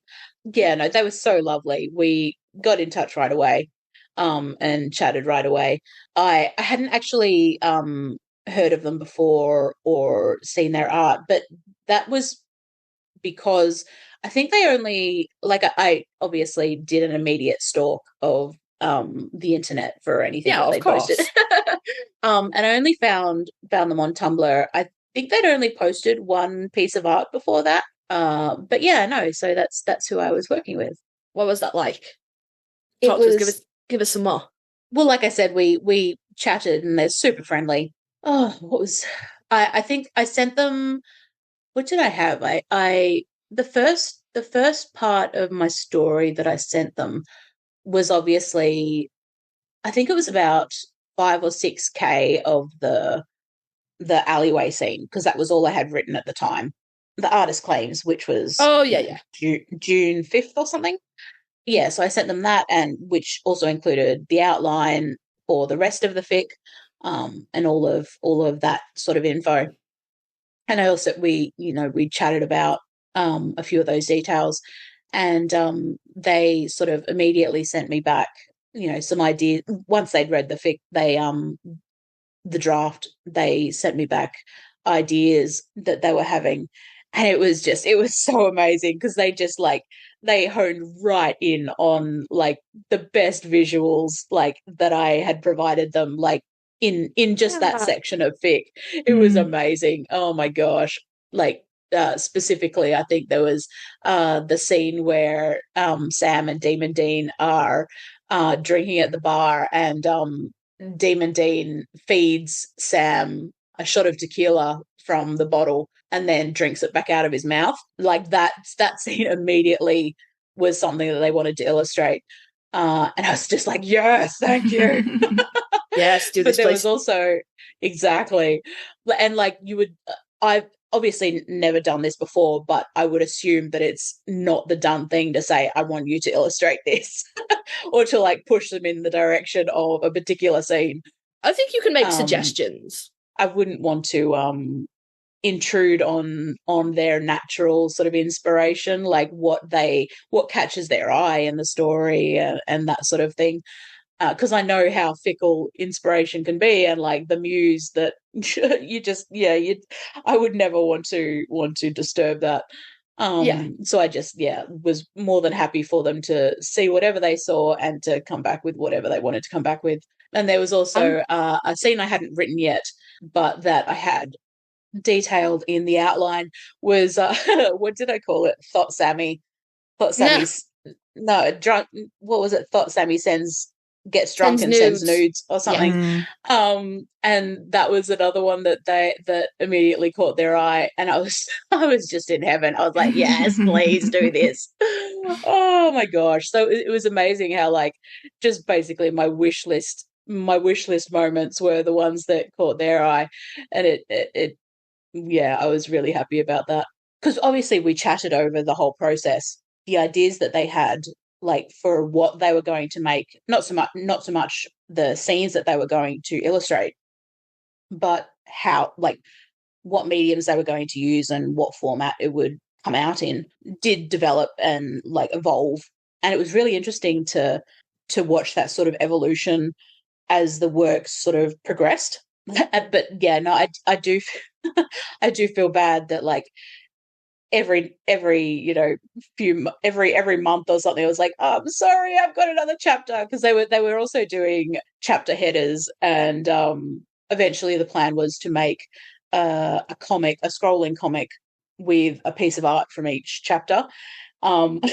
So when I kept adding chapters, I was like, I'm really sorry, but I have to add another chapter in. And like for the last chapter, they're obviously like, I would never think to blame them. There's not a specific piece of art for the last chapter because I didn't finish the last chapter until the morning of our posting date. Mm-hmm. But like, and they were sick. They were sick as well, though, weren't they? Exactly. Like, who would blame them? The last chapter ended up being, what was it? Something like 25,000 words. So it kind of had to be broken up into another chapter. So yeah, I felt so bad because I was trying to keep the chapters around, 10-ish thousand words. Otherwise, they were just getting unmanageable. Yeah, it just kept being another chapter and another chapter. And I was like, I'm really sorry. they would. The thing is, Cass, my artist, was just so fucking chill, like just endless chill, basically. And the thing Love is, that. like, we were both so like that. They told me ahead of time, like they tend to work in like rushes, and I was just in a rush the whole time. So it was getting down to the wire because I knew I'd be like pretty much last minute for a lot of it. And they were just like, that's fine. I'll be doing the art at the last minute. I don't care. I'm going to be doing the art last minute anyway. And it was so funny because we were both so aware of the fact that we'd be running it down to the last minute and, you know, like we were going to be cramming for finals or something. And like we were sort of like matching each other's energy, but like, no, we were matching each other's process, but wildly different energy. I was just like, fuck, we're taking it down to the wire. And they're like, yeah, we're taking it down to the wire. And it was just so funny. Like they were just the coolest person ever. Yeah, no, that was really cool working with them. Yeah, no, I was very happy. I wanted to read Cass's response because we had asked in on the Wincest Big Bang server for some of the participants if they would want to share their thoughts about the Big Bang and their partners and different things like that, or, you know, how they, whether they were a writer or an artist, their experience within it. And I already know I'm going to hell. Cass actually did fill out the survey, handy dandy survey that we put in there. So I just wanted to read maybe a couple of things that they had said about the experience. We asked if it was their first Big Bang, and it was not, but they've been very busy in 2024. They participated in the Sabriel reverse bang. Is it Madame? Is that how you would say Madame Bang? I don't I know don't what know. that. Michael and Adam? Adam. So Yeah, Madame Yeah. Bang, and then the Wincest reverse bang. One of the questions, what was it about the story summary that urged you to select it during the claims process? Cass wrote, I'm a sucker for a redemption arc, and honestly, I'm guilty of liking it a little when Sam gets hurt a little so he can be made better. And her summary made me think both those things were going to happen. And Which they definitely did. they definitely did. Yeah, I thought that was funny that we both because I'd written in the interview doc that I love a redemption arc, and then I saw Cass's answers, and they're like, I'm a sucker for a redemption arc. So yeah, we were pretty much peas in a pod when it came to this match. So we asked, what medium did you use for work? How would you describe your art style? And they said, I'm a digital artist, but I wouldn't really say how it's style. One thing bangs have been helpful / fun for is trying out so many different art styles. I've done everything from stained glass, traditional painting look, to the more comic graphic novel style that I use for Dreamer's fic, Runaway's fic. I don't think I've really settled into a particular style at this point, though, so I'm not sure anyone will be able to point it out if they saw my work. Hey, you know what? No style is a valid fucking style. Keep testing yourself. But yeah, no, I've seen some of their other artwork, and I thought the same thing. Like they're obviously sort of trying out styles because they look quite different. And yeah, no, and the art they used for my fic was really sort of comic style, and yeah, I loved that. That was awesome. Yeah. It was good. It fit with the fic really well. So we asked, how did you decide on which scenes to illustrate? And they answered, so for Runaway's fic, originally when I first read their draft, they had the first chapter fully written basically, and I was so hooked on the bar scene, in particular the bottle scene, that I went, oh yeah, okay, I want to make them all the art I can. This is going to be my favorite fic from all the bangs I've done this year. I can tell. Oh, so when they kept writing, I just kept drawing, and eventually came up with the comic idea to match their fic. Isn't that so sweet? They said that to me, and I was like, that's the kindest. Oh my god, I was just I love that. I love that. That was the nicest thing. They were so complimentary through the entire process, and yeah, just the fact that they wanted to, the fact that they saw so much in the fic, like not just liking the story, but that they were inspired to create for, and just, yeah, I was really flattered by that, and yeah, very, very happy just as a needy just as a needy human being in general. Please lavish me with compliments. Exactly. Yeah, no, fully get that. Did your writing partner change or modify their story based on any of your art? And they said, I don't think so. Most of my art was made after Runaway had written something. I tend to figure my job when in a bang is to make their story come to life. So unless it's a collaboration from the very beginning with us figuring out the plot and story together, I have been in one of those bangs. It was interesting. Oh my God, do they exist? I would be super down to do one of those. Kasey, why did I even put that out into the fucking universe? Fuck's sake. They finish off this answer by saying, I tend to prefer basing as much as I can strictly off what they have written. Yeah. Which is, and there were a few times I wanted to like edit my fic a little based on what they had illustrated, but it got so down to the wire that I went back into my fic and I was like, I can't change it now. I'm so sorry. Yeah. But no, this is how it is. Exactly. I love I think we discussed it in one of, I think maybe Sandra's episode about, I think I get the impression that earlier Big Bangs were slightly more collaborative, whereas more recent Big Bangs are more about like just being provided the story or the art, and just doing your own thing based on one or the other. But yeah, no, I reckon you guys need to talk to people who have sort of been taking part in them for a long time and find that out, because that could just be, it could be an erroneous impression I'm getting. But yeah, I suppose we sort of just did our own things really. But Cass was, yeah, just super, super awesome about seeing my vision and giving it a vision, a visual, It was, yeah, great. Love that. Yeah. So next question is, was the art you created in the end the art you planned at the beginning? It was not. I actually planned for the biggest project I was going to create for Runaway to be an animated GIF of the bottle scene. Like, guys, it was hot. I had to. But as they kept writing and it turned from one chapter into the monstrously long, said with all the affectionate awe in the world. And by that point, I had said the 3 words that have doomed all my free time. Wouldn't it be cool? Oh my God, Cass, that resonates so hard. That's how my fic turned into 40k and Dee's turned into fucking 90, because we kept bouncing the ideas back and forth going, oh my God, wouldn't it be cool though? Do you know what would be such a good idea? Or my famous line that everybody in my life hates. I've had a thought. A thought. Spell in like A, capital A, thought with a capital T. I've had a thought. Trademark. My husband quakes in fear from it.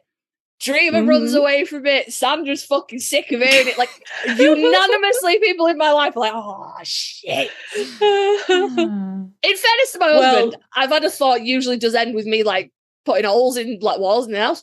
So, to be fair to him, that's a valid concern. But the rest of you fuckers, all I ever do is provide good ideas. Hey, it depends on where you bring me a thought. If it's like in the middle of a smut fic, I'm like, give me the thought, because it usually makes things worse but better. Yeah, my thoughts like with the splinter, the kinky splinter thing. Yeah, that was. No, I don't even think that was. I've had a thought. That was but just make a fucking request. So they will be doing bangs in the future. I have 2 last bangs I'm already participating in this year, but at this point in my life, I've gotten busy with other things, so I figured 9 bangs this year was enough. Wow. But I never know, honestly. So it sounds like never say never situation. That's there. Amazing. Yeah, I am curious. I might go back and just like check out their other stuff too and the different bangs they've done in, because it sounds like this has been their year. So maybe there are some different things in a bang that they participated in that was really a lot more collaborative and not just the reverse aspect of it. So that'd be interesting to find out. Any final thoughts? Nope. With a really, really cute emoticon. It's got a little love. I love that. So I suppose we should probably fire that question back over to Dreamer. Would you do another Big Bang in the future, babe? So this is a no with a caveat, right? I would only do it if I was prepared to hold on to a fic I finished and submit that. But the thing is, I was listening to Ronnie's latest episode just the other day, and they were talking about how fan fiction is sort of like reading junk food, and like it's like instant gratification for a writer. Like you write the fic, then you post it, and you're getting immediate feedback. I like the feedback, so it would depend. It would really depend on if I was willing to hold onto a story for the whole time. Because I couldn't do it even with certain souls like that I had sort of in my back pocket for a little while, or this Big Bang. I just couldn't do it. So if I was really motivated and really wanted to take part in a Big Bang, and I had a finished fic, yes, but otherwise no. I couldn't subject myself to that again, not with the risk that it would, that the story would just blow out like that again, because I can't guarantee that it wouldn't. Or would it have to be just close to finished? Like if you already got like say 60-70% of it done, like I guess rather than it just being like how when you started this it was just the scene, you know what I mean, that you kind of like focused on. Do you think if you were closer to being done, that could be? I guess if I suppose if that's. But again, you've got to hold on to that. If I knew that, Mm-hmm. well, I mean, it depends on it depends on how much more of how long I take to finish whatever remainder we're talking about in this hypothetical situation. I suppose if I knew what still had to be written, like if it had all been plotted out and that wasn't super complicated, I suppose, maybe. But I don't think it would be anytime soon, just because I think I'm going to be like mentally recovering from this, like from the memory of it for longer than I'm going to be actually from actually recovering from it. But it would it's mostly a no, but with a few little maybes. Very specific maybes. So you couldn't get dragged into another one? Not anytime soon. I wouldn't try. I wouldn't. I said that to you, that I was like, because there was points when I was very fucking apologetic that I had dragged her into this. And I was like, I'm so fucking sorry. I did not realize it was going to be like this. I promise if we get through this, I will never, ever ask you to do this ever again. So... no, but the thing is, like, I'm a grown adult. Like, I can make my own choices. I knew what I was like. I knew as far as getting into a Big Bang what I was getting into. It was just, but you didn't know until you got. Yeah, there's knowing and knowing. Right? Yeah. But you can't know. Like you can't know anything about life. You can get an idea of what you're up for, but until you're in it, you're not gonna know. I mean, I could walk outside. I don't know what's going to be outside. It's just life. It'd just be. So I guess do any of me, Sandra, me? Do you have any closing thoughts, Sandra? Do you have any closing thoughts? Like, we're done. What about me? Done. I think whole episode's been about you. I have a closing thought. Yes. What's your closing thought? I do. It's mainly just thanks again. So I gave my big thanks to Kasey, but I also wanted to say a very big thanks to you, Sandra. I can't like go without saying you were just like a ray of light, like a beacon of positivity and encouragement, and just huge cheerleading, like 100%. Throughout the whole thing for me and Kasey in that group chat. Like at any time, like I was freaking out, I knew that I could go in there and you'd just be like, you're doing so well. Like it's, you were just like, and you hadn't read the fic, and at any point, like you didn't read it until after I posted it, but you were just like so impressed and vocal about the fact that I was still going, and like every day when I had written any words and reported them back to you, you were just so encouraging about that fact and just so kind, and like that optimism and enthusiasm was just as vital for the process. Like, huge thanks. Just, yeah, you've been a wonderful friend through the process as well, and I could not I can't say how much that meant to me as well. So mega thank you to you. Well, I didn't have to read it to know the quality wasn't going to be there. So I knew that you were going to put your heart and soul and any other part of your body that was necessary, into writing the fic. So I'm glad that you gave yourself the opportunity to try it, and to do the thing. Yeah. I mean, you can say you've done the thing now, and, no matter whatever you do in the future, even if it's not a big bang, I know it's going to be something amazing to read. So I think you did. Those words did not just come out of the ether. You made all of that happen and put it together too. So give yourself. And see, it's that kind of shit that I'm saying thank you for. You're so beautiful. Thank you. You're really. Welcome. You're welcome. I'm glad you did it. I really am. I'm glad you did the thing. Yay. So I am too. Good. I am Good. too. Now that I'm on the other side of it. I'm glad it's over. Yeah, I think we can all be unanimous on that to say it was, we had a time. Yes. But we're real glad it's done now. Now we're going to get drunk. And we are, in fact, when we wrap this episode, I'm going to get drunk about it, because that was the only way that some of us limped over the fucking finish line of this goddamn thing, was when it's done, we're going to get so wasted. Oh.